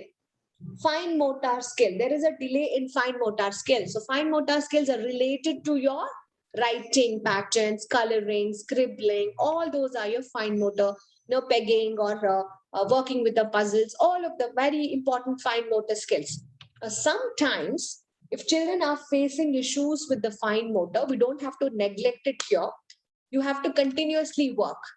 If you are neglecting, sometimes it can also turn into certain other early signs of giving what I could say is like writing difficulties. So they do not want to write at all. Okay, they find a lot of reasons that I don't want to write, or I don't find it good enough to write and all of that. So it can turn out to be what I could say is like the early signs of dysgraphia also. Okay, so it can also give an early sign of dysgraphia also. So this makes it very difficult for the children to write. So this somewhere from the table manners, you have gotten to a fine motor skill or a developmental issue. So even when children are eating in your classes, please observe on this. Okay, so give them a notification of is my child able to do all of that? Okay, so that's one of the other issue which we generally have it in our classes. Now, the other thing is like ignoration. Okay, so in a class, if I have say 10 students, okay, there's one boy always ignores his friend. They call him, come for play, he doesn't respond, he ignores all of the time. Okay, so it's a hint of what? As we said, it's a hint of auditory issue. He's not listening properly. Or they're calling and calling. He sees to them, but he doesn't understand who is calling him. Okay. It could also be a visual issue. He's not able to see who is calling. Okay. He's only able to hear it, but he's not able to see. And that's the reason he ignores them. So this is also a auditory or a visual processing defect, I could say. Okay. So it is also a defect. Deficit, I could say, instead of a defect, it's a deficit. Deficit is a lack of something is deficit. Okay. When we say deficit, if I'm lacking in iron in my body, I call it as a deficit. So what I do, I take iron tablets every day and the deficit gets filled and I'm back healthy. Now, if I was struggling with my high blood pressure, maybe I had some deficit. So what I do, I take up some medicine for it and I become cured, right? So deficit is something where you have a problem, but if you work on it, it can be resolved. Okay, so that's deficit. Coming to the next part is related to the motor skills. Okay, motor skills is also important for me because my physical health is also important. So all the while we've been talking about mental health, right? Now physical health is also important. For me, my school has multiple floors. So for me, it's like it's very important that the children are walking up, walking down my staircase most of the time, right? So they walk up and down the staircase. So they go up, they come down. Okay. So they come down and they go up most of the times. So for me, I need to make sure that the child has got good physical strength to do it. So that means they should have a good gross motor skills. And if I feel that some child is not able to walk up, down, is not able to jump, is not working on opening the door handle, is not steadily walking around, wobbling all around and doing it, then the child will have some kind of a delay, which is relating to the gross motor issues. Okay, so this is also one of the things that you can actually work on. Now, what if he doesn't like being with friends? Okay, now 3 to 4 years of children always love enjoying with the other kids, right? So there could be some children who they just play with themselves, right? So it's like they are in their own world. How many of you all agree? They pretend as if their toy is the friend, the friend. Okay, they always pretend as if an object is their friend. Okay, they keep talking to their teddy, they keep talking to their Barbie, they keep talking to their toy. They don't get along with the other kids, but they pretend as if they have another friend already, as a toy. So that means they don't play with other kids. Rather, they're just gravitated towards their own imagination. They are imaginative. Okay, they are very imaginative most of the time. They always do a pretend play. When Shanti ma'am said, like, my child is always wanting to be in their own cartoon characters and he does not want to get along with anyone. So we are bringing that issue, Shanti ma'am. Okay, so they are towards this kind is called that the child is facing some kind of a problem. There is a delay in the establishment of a social skill. So you need to work on the social skill over here. So he's not able to work on it. So you can ask the child to go to a general physician, or you can ask the child to go to a pediatrician. Okay. So your pediatrician is going to be the best person that can actually help you to work on these particular delays in your social developmental issues. So these are very simple techniques for you to actually help your child understand that there is a problem. Now you got most of the points when you are finding a child of say 2 to 6 years has got some kind of an issue in your classes. So it's one thing. Now there is another thing which is on a larger part of it. Okay, so these things are minor issues, I could say, which can be cured, treated, and can be corrected and can be improvised with time and good medicines and good support and all of that. So we have another developmental issue, which I do not want to do too much on it. So I'll just share you like a very, very in crisp, I would share. So it's related to your autism. Okay.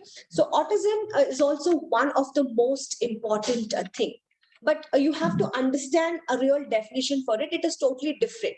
Okay. So why it is totally different is because children who are having symptoms of being autistic, they act differently. Okay. So they act differently in what? They act differently to the other people itself. They're in their own world. Now, they might have a lot of issues which sometimes we forget or we neglect to understand. One is like these children find it very hard to communicate. They want to say something, but they find it very hard to communicate. They also find very difficult to interact with people also, or with the other people also. And they have one more issue is like they cannot interpret what somebody else is thinking about me. Now, say for example, if I'm taking a class, maybe I might assume or think that maybe everybody is liking my class, so I had it. And then I could say, okay, somebody might be thinking the class is too much of an information, so I'm thinking. So these autistic children, they will have difficulty in understanding how others feel. They cannot understand that. Okay, this is one thing. And they find a few things very disturbing, like when you're putting bright lights in your classroom, the children don't like it. Sometimes the loud noise, if you're taking them to your AV room, music room, they don't like it because there's too much of loud noises over there. So they find it very stressful. Okay, so you could see they become very stressed at that particular time, and they become uncomfortable. So this is one of the signs. So you could understand very immediately, why is the child not responding to my music class? They're fine in my other classes, but when I take them to music class, why is the child acting like this? Maybe the child is finding uncomfortable with the loud noises. And sometimes when you take them to your social gatherings like birthdays or events or any other social gatherings, they become too anxious. It's not that they don't like to go, they become too anxious because the situation is unfamiliar to them. All of a sudden, you took them to that event, but we as people, we can understand and we would be able to relate how a birthday celebration is going to be. There'll be so many people. But for this child, the child becomes too anxious because it's an unfamiliar situation for him. So they do not like going it. And whatever information that I'm telling right now, say for example, if in the class, if I say open the book, go to page number 61, then I say go to line number 2. So it becomes difficult for them to understand your instructions. So instructions also become very difficult. So they take a long time to understand and process what you have said. Okay, what did she say? So when you're giving those multiple instructions, and I said about my cousin, right? So he has autism, and along with that, he has the other things. Okay, like ADD and ADHD and other things, because the child who has autism can also have the other deficits also. Okay, so for him, what happens is like if you give him multiple instructions, okay, so he's a very old boy, so he's 35 years old, and if you tell him like 4 instructions also, he'll forget the first task. You tell him like close the door and serve a meal, eat it, and keep the plate in the dishwasher or something. If you tell him, he'll forget about what was the other 3 instructions. Okay, so because there was too much of information that you gave, and it took a long time for you to actually process.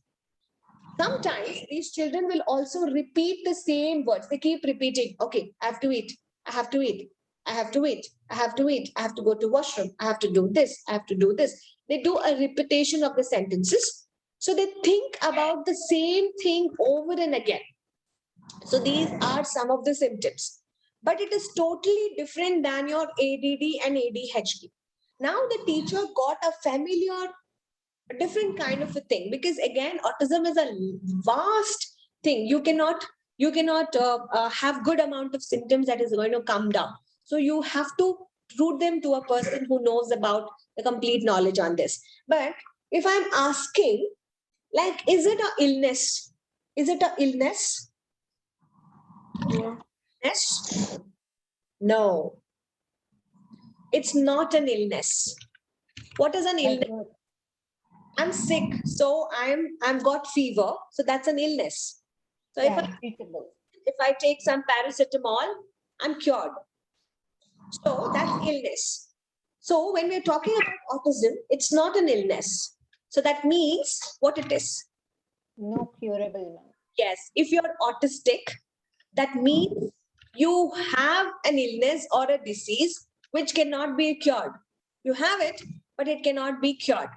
So that means if something that you're born with, like say, for example, if I'm born with eyes, I will have my eyes till I'm dead, until I meet with an accident or something, correct? Maybe I might lose the sight of my eye, but apart from that, my eyes will still be there until I want it, correct? So autism is also like that. So if they get it, you're autistic to your whole life. Now, what should I do? Is it a medical condition that can have treatment? So it's not a medical condition with treatments or a cure. Okay. So what you need to do, some people, some children need support to help them with certain things. And we're going to see that what is applicable to our classroom. So we do not have any kind of treatments for that. So that means Permanent, ma'am, like uncurable. you have problem leading your life? No. My cousin earns 55,000 per month Indian rupees. So that means he's independent and he is working since 20 years. He can travel to any part of the city, Bangalore, and come back. He can board train, he can board buses, he can travel, he knows to ride a bike, he can bicycle it. So, what is it? They can still have something called as a good life. They would have a very good life. They can have a good life. So being autism does not stop the children from having good life. So you have to remove that from the parents' head. Okay. So like everyone, the autistic students will also have things that are very good as well as things that they struggle with. So we need to identify what they are good at. So what is our important thing is like we need to find out what the child is good at. So my aunt recognized he's good in math and he can do any numbers. He can solve any problems, cube roots, to the power of 4, to the power of whatever it is. He is able to solve all the mathematical problems. So he's doing really good. So you need to identify what the child is good with. Now, when you're trying to work on this, so it doesn't mean that they can never make friends. They do have good relationships at their jobs. They can actually work. Only thing is like they might need a little extra help in some of the skills that they're not good at. So that's one thing that you need to be working on. So when I diagnose or when I get an understanding, as a teacher, you will find you have to draw the spectrum. We have something called as the autism spectrum. Okay, so you got to be having something related to our autism spectrum. This is where, as a teacher, you start noting on towards the points. Like what I could say is the child different? Yeah, he's different. How different? You start working on it. Okay, so I can plot the children based upon multiple things. Now, there are different medical names also for this autism. So we can call this as ASD. That's called the autism spectrum disorder. Okay, so that's the medical name for autism. The second thing, what we can also call it as ASC, that's the condition. What is the condition? Okay, so this is autism spectrum condition. Autism spectrum condition is called your ASC.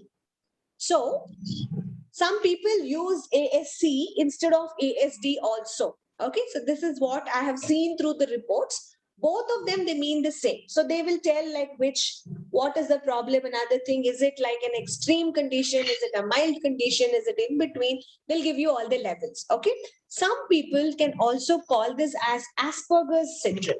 Okay, they call it also as Asperger's syndrome. So this is also one.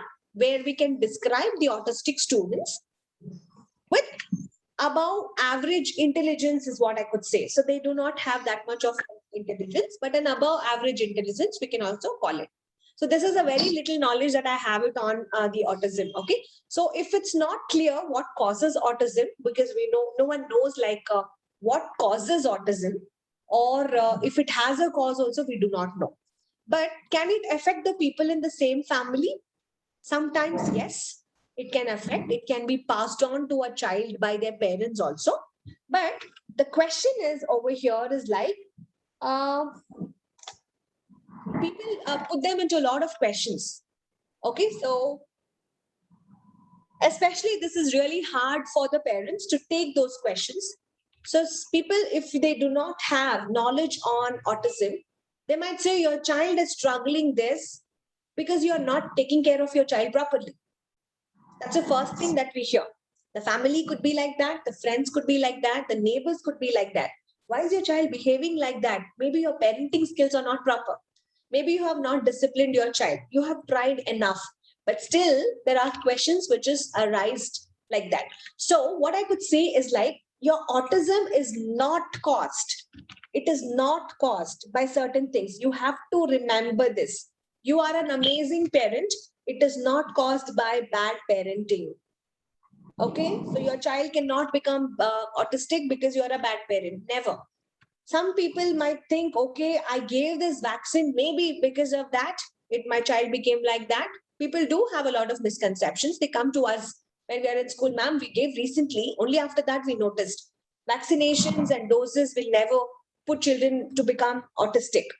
Maybe I'm not giving a proper diet, and that's the reason. Maybe it's an infection. Okay, if the child is autistic, can it spread to my other child? Can other children be infected by these diseases? Never. Okay, so all these things will not happen. But do they have intelligence? Yes, above average intelligence, they do have it. They have this disability. And sometimes they also have the issues that about my cousin. He also has ADHD along with that. He also has dyslexia. Okay? So that is also a problem. Sometimes they have anxiety also. And sometimes if you don't wish them, if you don't call them, they go for depression. Okay, Divya did not call, maybe something is wrong with me. So they do go for depression also. So this could be the other problems that the children do have it. When they have this depression and anxiety, we call this as anxiety disorders, because children become very quiet. They're afraid leaving their parents. They have this extreme fear about something. Okay. For example, going to a doctor. When children do come to my office, they think I'm a doctor and I'm going to be ready with the injections and all of that.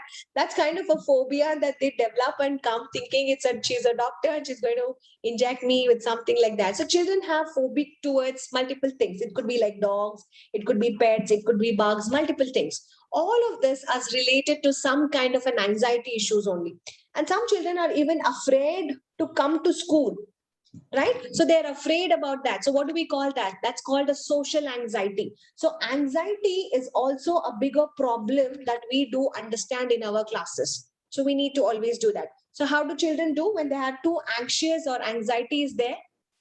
They become too dizzy, their hands will start to shiver, they just panic.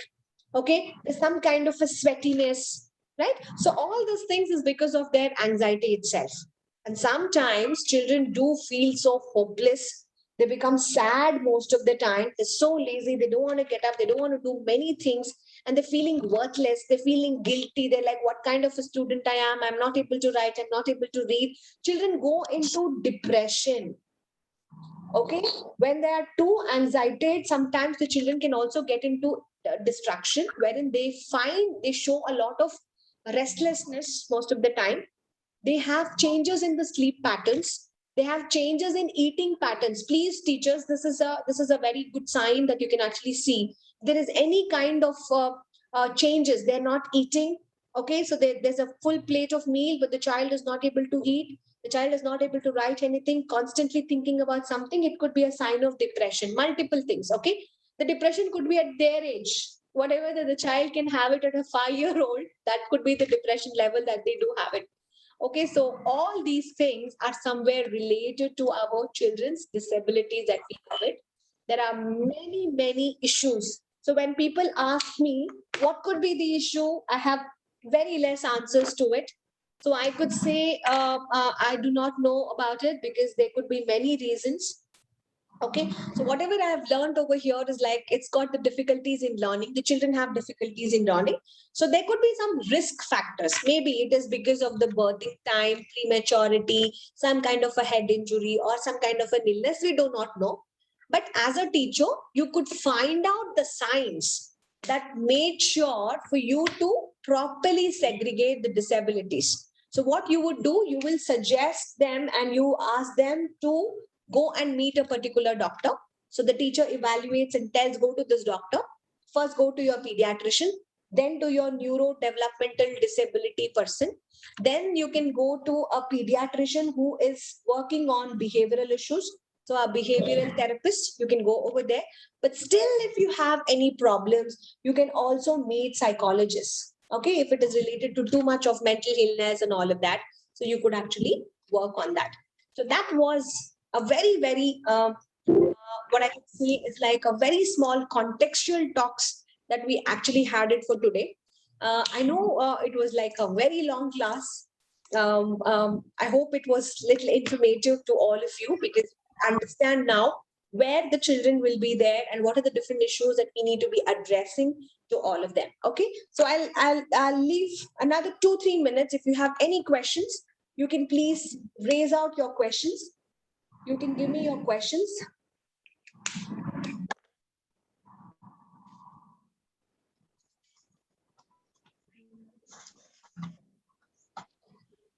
Ma'am, I want to share something. Yes, yes, please go ahead. One of my friend, I saw her daughter while reading books. She can read books, but while reading, she is reading some words like if it's garden, she is reading dragon. Okay, that is this dysgraphia. She's not able to identify the letters properly, and it is also got the language interpretation issues. The sounds, the phonemes are not properly heard.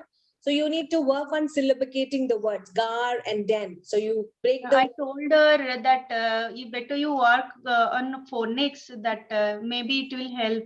Yes, phonics will definitely help her to actually work on that exercise. So it will help. It will help. Yes. Any more questions? Excuse me, ma'am. Yes, go ahead. If the child is like, suppose the parents are not like in good terms and it's a single parent. So some children know they have this emotional instability. Mhm. So how do we handle such kids and what remedies can be taken for such types of kids? How do we handle them? See, emotional issues definitely will be there in all of us. The emotions can be positive emotions, negative emotions. One thing is like you have to make sure that the child is much more comfortable. So maybe like if it is a new day in your new classes, what you could always give to the child is like, that you are your teacher, you should send an invite letter a day before itself. The child would have seen your picture multiple number of times. And the transition phase from home to school becomes really easy. But there are certain other emotional issues like not getting away from the parent and then coming to the schools. That will be a totally different one. It takes time. So most of the children do take time. We'll have to wait. We'll have to wait, and then they will definitely take time, and they have a good emotional balance at that particular time. No, if they have they have issues at home, like the parent is a single mother and the father is not in good terms with the child, with the parent. Okay. See, that thing, you need to be counseling the parent, not the child. Okay. The first thing is like, any such issues with the parenting styles will definitely have a larger impact on your child's life, right? So you need to work with the parent itself. Tell them that this is how your child is getting affected in the classes. Let them sort out their bring out anything. You still have if you still have such of the issue which is actually coming up upfront, what you could tell to the child itself is like to it depends on the age of the child also. If the child is able to understand, if he's over 10 years of age, you can probably tell him, like, mama is going through a very tough time, daddy is also going through a tough time, give them a little time so you can concentrate on your work. Okay. And if you have any issues like that, you can come back to me. I'm there to help you out. So you can tell them, and they would be able to understand, because there is something called as a relative level of obedience, right? So the child will now be able to communicate better, understand it better. But if they're younger kids, like 4 years, 5 years, 6 years, they would be so attached to the parents. That is one time they have to balance out. So it is merely totally important that you first meet the parent and you tell them to work on their parenting skills and how well that they have to behave with the child. Than working with the children, you need to work with the parents. Thank you, ma'am. Thank you. Yeah.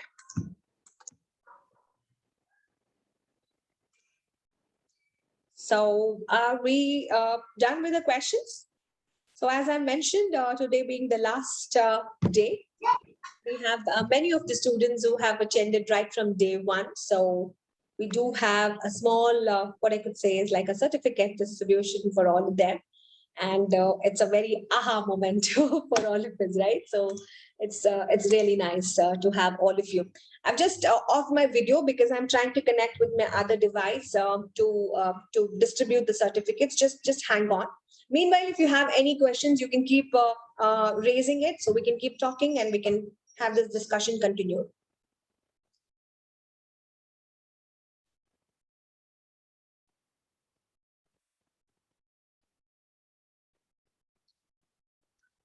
Guys, are you there? Yes, ma'am. Okay. Yes, ma'am. Yes. Yeah, if there's anything that you want me to talk about, the learning disability, or anything, not only this, any other questions that you have it, you can ask me. Feel free to ask me. Okay, yes? Yes, ma'am. Ma'am, being a teacher, how we can help a student to overcome this learning disabilities? See, being a teacher, how you could work is, like I said, like you need to make a systematic, a structured lesson plan for the child. So come out of your flexibility. If the child's IQ is less and you understood that, you make a different lesson plan for the child, which is going to be suiting for him. So you have to change your own strategic planning, ma'am. That's what I said. You will divide one task also into simpler tasks. Yes. Progressively with them. Yes, and how we can ask the parents to support the child and all. So anyway, the psychologist or the doctor will guide them. Other than that, see, other than that, as a parent, the first thing is like you cannot share any such issue just like that to a parent also, right? Okay. So you need to have a good amount of a report which is going to be supporting your statements. So you have a complete handout of what is required for you. You have all of that. And then you can call the parent and you say that this is what I have observed. Do you have any instances or references which is very much similar that you are noticing at your home? The parent says yes, good, because both of you are correlating to each other's statements. If they say no, you ask her to observe. Ma'am, I observed this in my class. Try and observe if the same patterns are actually happening. Give her a little time and you consistently follow up. What happened? Find anything. And always you have to reassure them that you are not complaining about the child. You're not depressing the child, not suppressing, but you're there to help the child. You have to always give the confidence to the parents that you're there with them to support your child for the child's betterment. See, ultimately, the teacher and parent is going to be working for the child's wellness, correct? So you are trying to do that. And then you could say, ma'am, this is the plan. So this is what I have done it. And I would want you to actually go to this particular person, get this particular report or test done, and do let me know. If everything is fine, I'm very happy about it. But I have a little concern, which is like working with this. When you are on positive side, the parent will take all your inputs positive. And to have this conversation so simple, it doesn't happen overnight. So I need to build the good rapport with the parent too, right from day one. I meet the parent multiple number of times. I have to have the concern towards the child right from day one. It's not that all of a sudden, day 30, day 40, I come over and I pose questions. No, much before the child has even joined the classes, you should have that. You know, I'm your child's class teacher, so I would be responsible for such and such an activity with your child.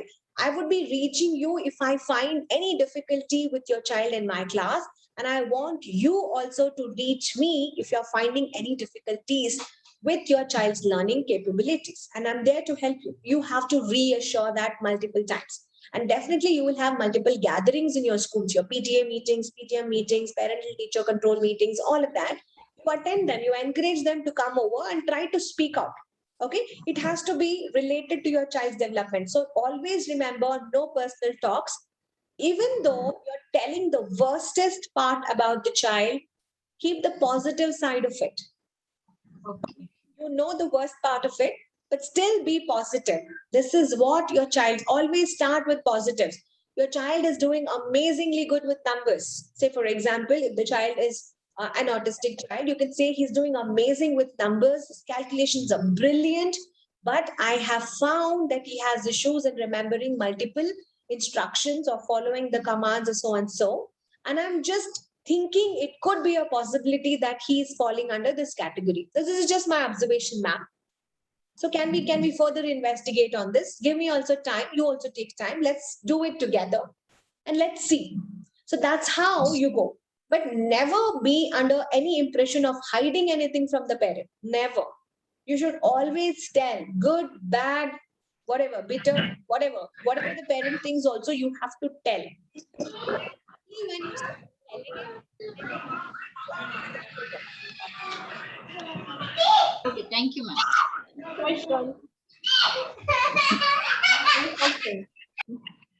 all right, guys, that was really amazing. So I would like now to, get into the very, I would say, the most awaited moment for our day.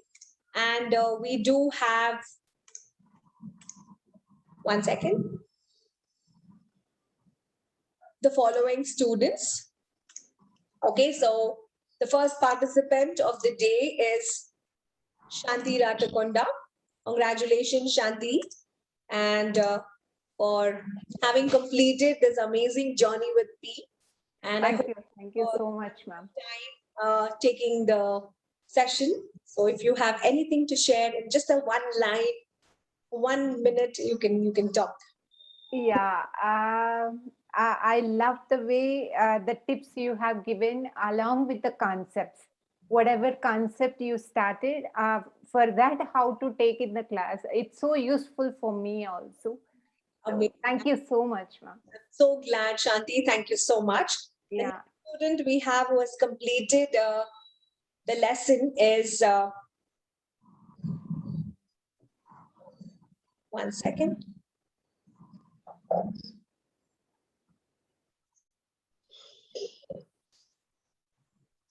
After Shanti ma'am, we have student. We have Delphin. Congratulations, Delphin. Thank you, ma'am. So is there anything that you would like to talk about? Yes, ma'am. Thank you for giving this wonderful opportunity, ma'am, of this teacher training. And it was what was not possible, you made it possible, ma'am, because it is a 1 year course, and you made it into a 15 days course in a nutshell, in a structured way. You presented very well, ma'am. And the entire session was very fun and interactive. And it was very helpful, ma'am. I had a great learning takeaway from this course, ma'am. Thank you, Delphin. I'm so glad that you were a part of this program. Good to see you. Congratulations again. And we have the next student who has been taking up. And how do I move on, guys? It's getting stuck actually. So when I'm trying to move to the next participant, it's going back. Is there anybody uses the Zoom from sharing through another device? I made it a co-host as well. Okay, so let me go back again. So we have is Namrita. The next student. One second.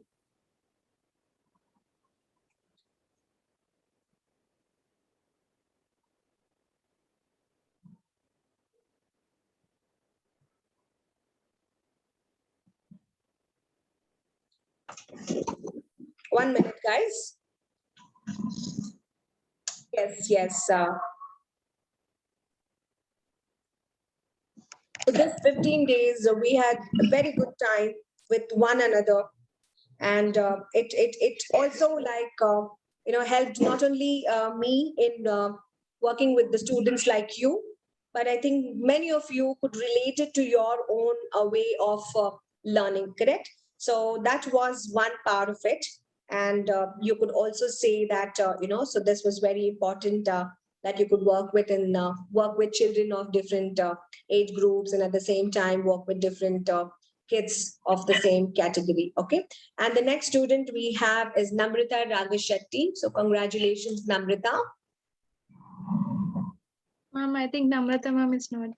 She said that she would be leaving a little early. Okay, so congratulations to Namrita. And I'm really happy and proud that she could participate in today's class. Okay, and we have the next student who has taken up this, and she is Debelina. So Debelina is also on leave today.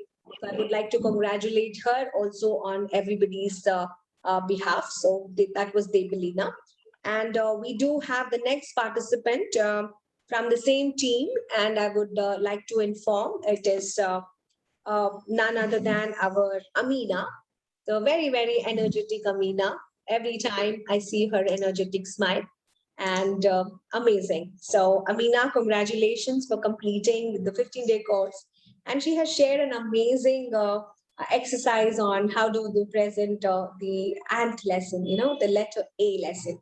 Thank you, Amina, for choosing us for completing your course. So I don't regret passing by.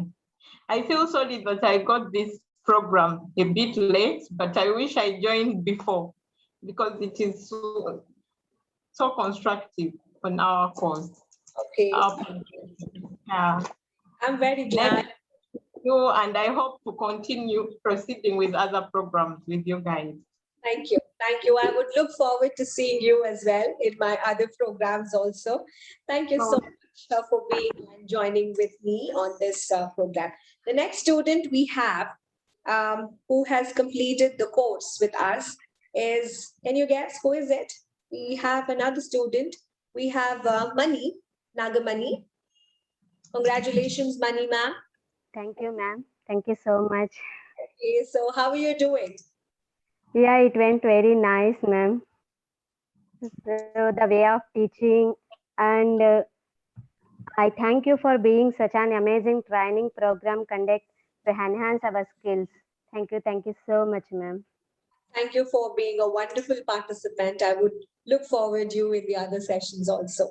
Thank Yeah, sure, definitely. So this is a very nice, so when you keep interacting with people, I have connected an emotional bonding with all of you. It's like, when we do that 1-day programs, 2-day programs, people come and it was like a 15-day program, right? So I have really connected with most of you all, and you're so dear to me. Okay, so I would always remember all of you. Okay, and the next participant is Adeline Melita. So we have Adeline with us.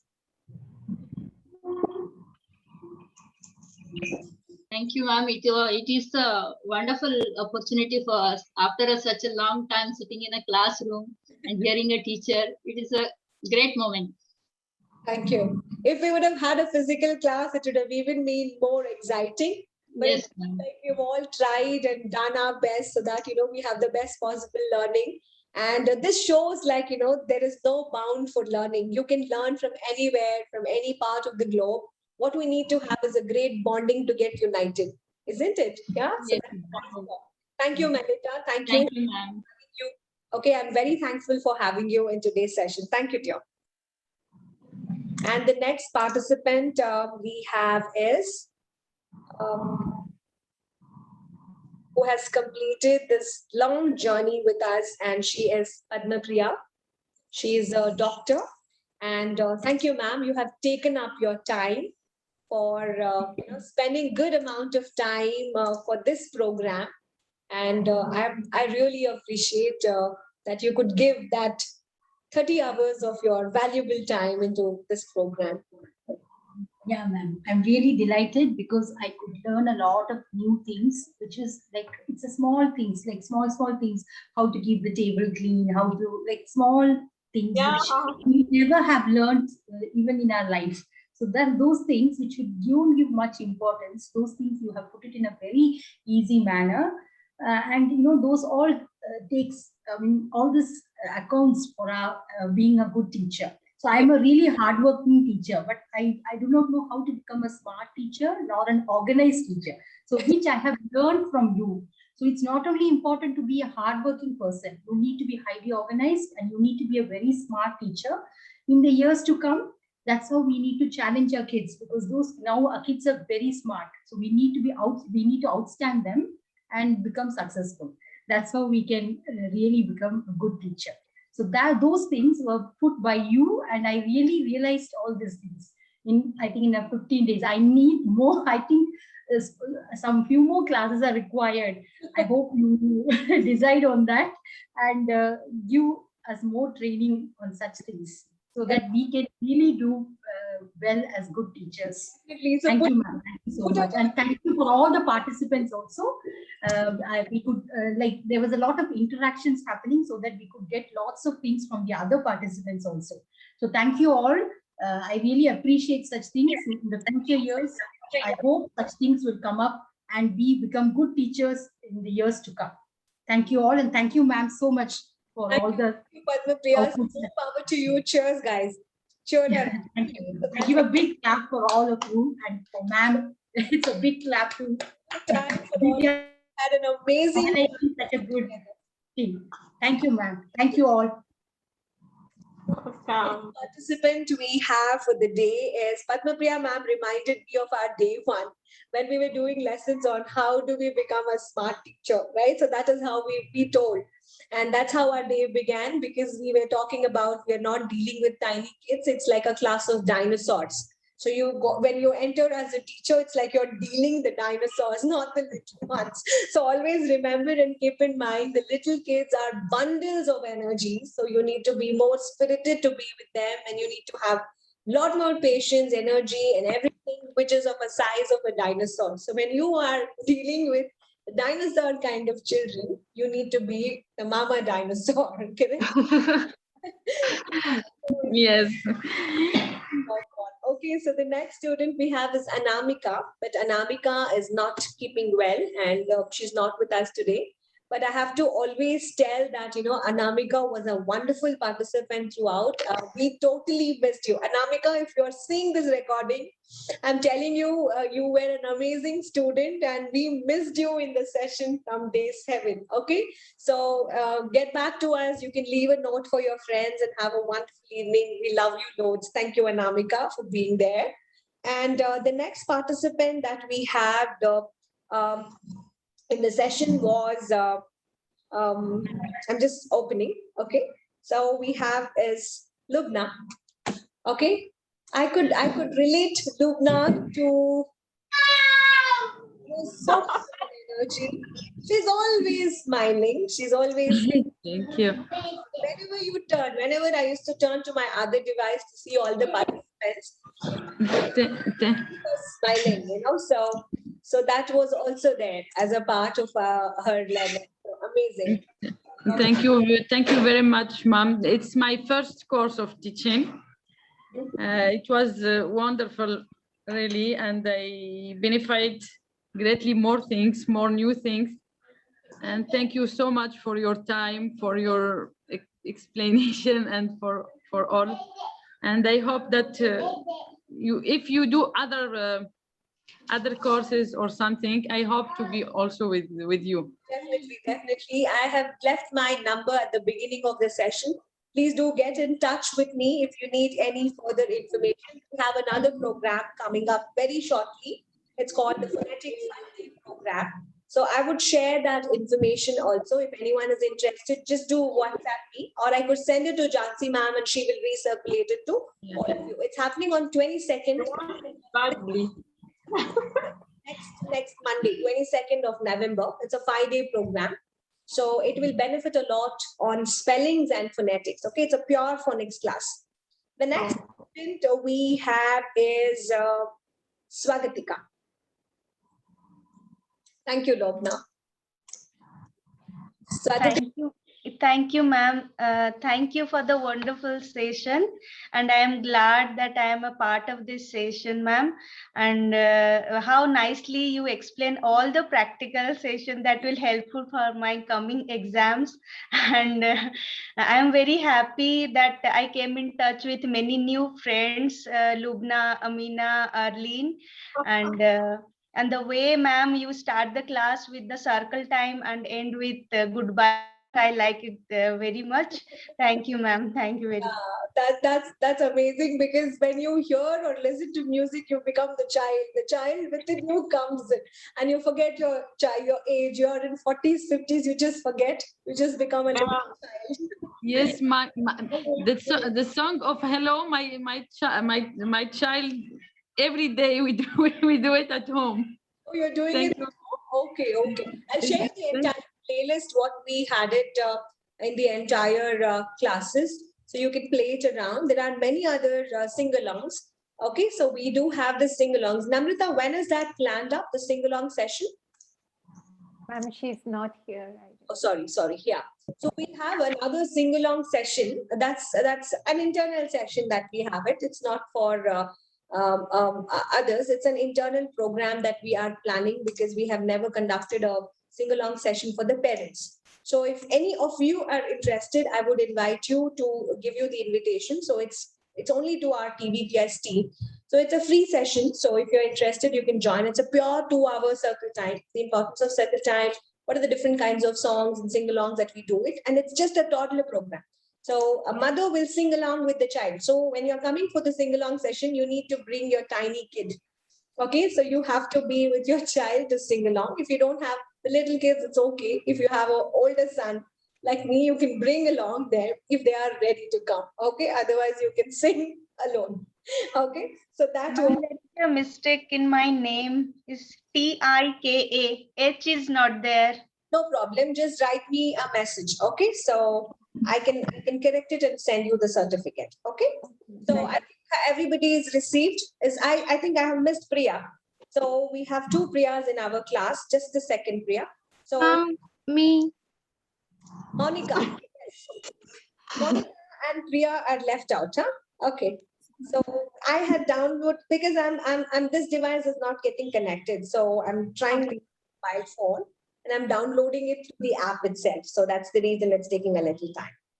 Okay, so the next student we have for our today's participation is that Monica?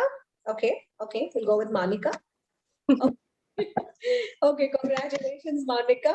Thank you so much, ma'am. It was a wonderful session. So informative. Thank you so much. Thank you for being always high up with energy. Okay, so yes. And I know you are a teacher who is dealing with the toddlers, so you might have real tough time handling them and dealing them. But more power to you, and may you succeed and excel in whichever paths and lines that you go. Okay, so God bless you and more power to you. Thank you so much, ma'am. Thank you, dear. And the last participant for the day that we had in our 15-day session is our Priya. So congratulations, Priya. Thank you, ma'am. It's a really wonderful session, ma'am. And I am connected with you last 1 year. Same energy I saw the last 1 year. Okay. Always the positive approach. I really like you, ma'am. Thank you. The way of presenting is really nice, ma'am. Thank you. So all that energy comes only from the person who is sitting in front of you. Yeah. So if you are lazy, if you're tired, the energy gets transferred back. Okay, so this is just a belief. How many of you will believe this? Yes. Right? So if the other person is like very energetic, and when you see the other person is interested, the other person is interactive, the other person is doing beyond their capabilities, the instructor will also be energetic. Okay, so if you're all dull and if you're all sleeping, I would also doze off. Okay, so the energy comes with you. So thank you so much for patiently sitting without moving.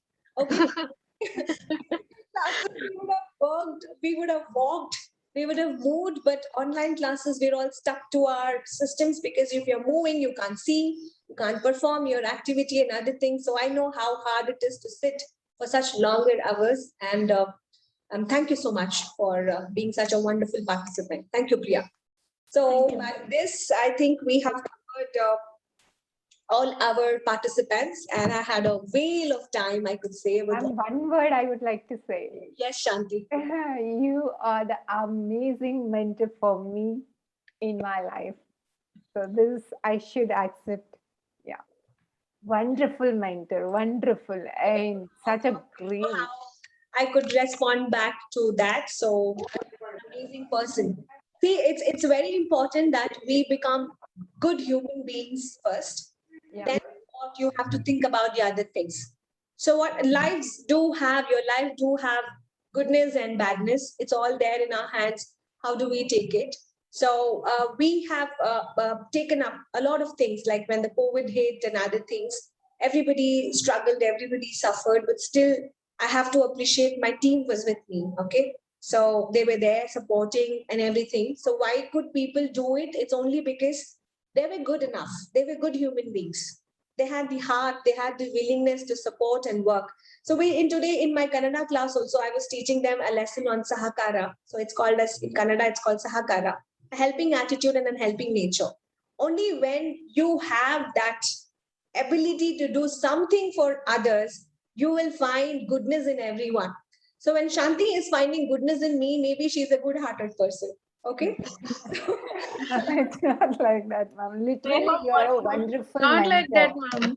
Yes, yeah. And one more It's a thing true. which Whatever Shanti ma'am said, it's true. Yeah, one more thing I Ma'am, admire you are from very you. wonderful, I ma'am. want Really, to you say are Yeah. always smiling also. Yes. Yeah. One more thing which I observed and I admire and I would like to adapt that is like you always treat the people equally. That is the biggest thing. That is what I love and I love. I would like to take it also. I would like to adapt it. Yes, ma'am. I do agree with Shanti, ma'am. Equally, other come from the family, I could say, because my parents have always taught me, you have to treat everybody. You give respect to younger ones, they give respect back to you. Treat the elders in a nice way. Your younger ones will also look at you, and they will also look at you when you become older in a nice way. So it is not that the children, you have to treat them separately. People who are at a different category, you have to treat them separately. No, treat everybody equally. So then you will be a better human being. So you will be in a little less comfortable zone because you don't have anything to talk about anyone. Yes. Yes. When you start having indifferences, you can talk. Amina, yes. My question is, nice meeting you. Really, I didn't know that teaching pre-primary is different from primary, but it is totally different. Because the experience I've got here is totally different from the one I had home for primary teaching. I have one question. I went here for an interview in one school. They asked me to start a lesson in the office orally, like pretend like you're in a class and start teaching any math topic of your. So I was like starting with a rhyme. As soon as I started the rhyme, the principal told me, okay, this rhyme takes how long? You get it? So I said 5 minutes. So he was like, I will not ask you anything more. So was the 5 minutes right? Was it wrong? How long does the rhyme take when you're introducing? And another question is, in these 5 minutes, do you have to teach them to the learners also? Like to repeat after you? Or you just ask questions like the way you say? Because back home, they told us you have to make sure they learn the rhyme. Okay. Is it possible, really? So this, I want just more stress on this. Okay. Very nice. Very nice to hear that you could pick up a rhyme and show it as a demonstration and within less than 5 minutes. And I'm so glad that the person who interviewed you or asked you to give a demo at your school was impressed. So that's the amazing skill. When you learn the new techniques, you become organized, you become much more structured, and you have so many things. So you don't have to think, should I do it this way? Should I do it that way?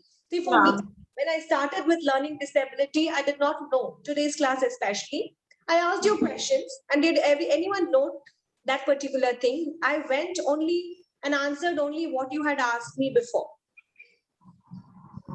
So all the content, whatever that you guys gave me as the problems, I built content only on that. So when you are abundant with information, when you start reading more and more, when you start interacting with more people, when you gather more information, it's like, you are giving a lot of information. So always it's advised to read books. An author takes many years to investigate, research, write a book. And when you start reading the book, you consume all his 10 years of efforts in just 10 days. Yeah. And just read. That's the logic why people read a lot of books, because they want so much of information. And podcasts, if you don't have time to read early morning, listen to podcasts. Okay, there are so many podcasts on Spotify and so many other applications. Listen to it, whichever topic. You will find amazing people talking on amazing topics. Just by listening, you will feel so refreshed. Podcasts are a great way. But before going to lessons, your classes, like you can say, how do I introduce lesson to preschooler? If there's any podcast, search. So they will give you hints and tips. So you can be more relaxed, because one tip, an extra tip for you is also so beneficial when you enter into a new classroom, right? So it helps. If somebody knows another topic, try learning from them. So that is also going to be amazingly good enough. Okay, so I think we have done so much of talking today. And I know that, so we did not even realize that we have overshooted like 18 minutes of our time. We started on time, but it is 5:18 today, and all of us are still not looking onto your, wristwatches or your hand watches. So that's amazing. That's very nice. So I'm very happy to connect with all of you. So I just want to tell you again, we have another session on specifically on phonics. If somebody is interested to take up that, you can leave a message. So I'll share you a form where you could fill it up, and it's going to be purely on phonetics. Okay, so I'm just again giving you my number, so you can note it down, or you can contact Jansi ma'am. So whichever way is possible, you could do that. Okay, so let me give you my number again. Or you can even talk to ma'am and you can get back to me also. The students of Bangalore have this, and in case if you would like to pass on the information to your friends, you can still pass on. Okay, so that's one thing. And I would also give you another meeting invite for the circle time. So if you are interested, do let me know for which program are you interested. So one is the phonics class and one is the circle time. So do let me know on both of them. Okay, so that is for today. And it was, I don't feel like saying goodbye to you, but we are all bounded by time, and you have your own work and we have to move on. And, that's it. Yes, Ma'am? yes. We hope to see you in Oman if you come. I would love to come and meet you. If you come, really, I hope to see you. Oh wow, what a sweet goodbye. Thank you, Lobna. And if anyone is traveling to Bangalore and close by, you're from Mandya. Sorry, you're from Udupi, right? So Yes, you can come anytime that you're coming to Bangalore. Do visit. Do visit. Okay, so that's it, guys. So thank you so much. Loads of love. And as we are going to wind up with the same song, we're going to have a simple goodbye and then we're done for the day. Yeah. So if you want to stand up, you can. Otherwise, you just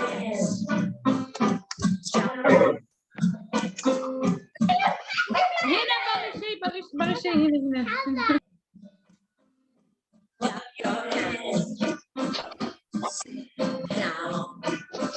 Stand up. 1, 2, 3, 4. Goodbye, goodbye, see you again. Goodbye, goodbye, see you, my friends. Goodbye, goodbye, I had fun today.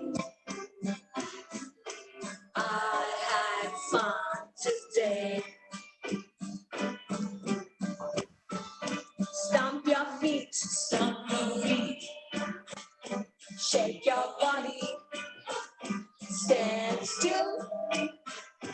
Okay. Stomp your feet. Turn left. Turn right. 1, 2, 3, 4. Goodbye, goodbye, see you again. Goodbye, goodbye, see you, my friends.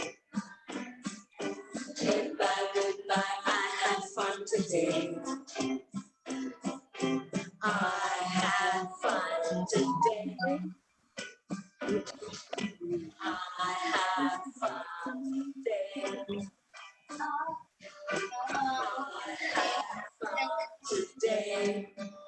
So thank you so much, guys. Have a wonderful evening and goodbye. And this is the last day of our session. So do get connected. Do stay in touch with me. Loads of love. See you all. Good evening. Bye-bye. Thank you, Bye, ma'am. ma'am. Thank you, Thank you, ma'am. ma'am. Thank you Bye. so much. Bye-bye. Thank you Bye. so Bye, much, everyone. ma'am. Bye, Very much. everyone.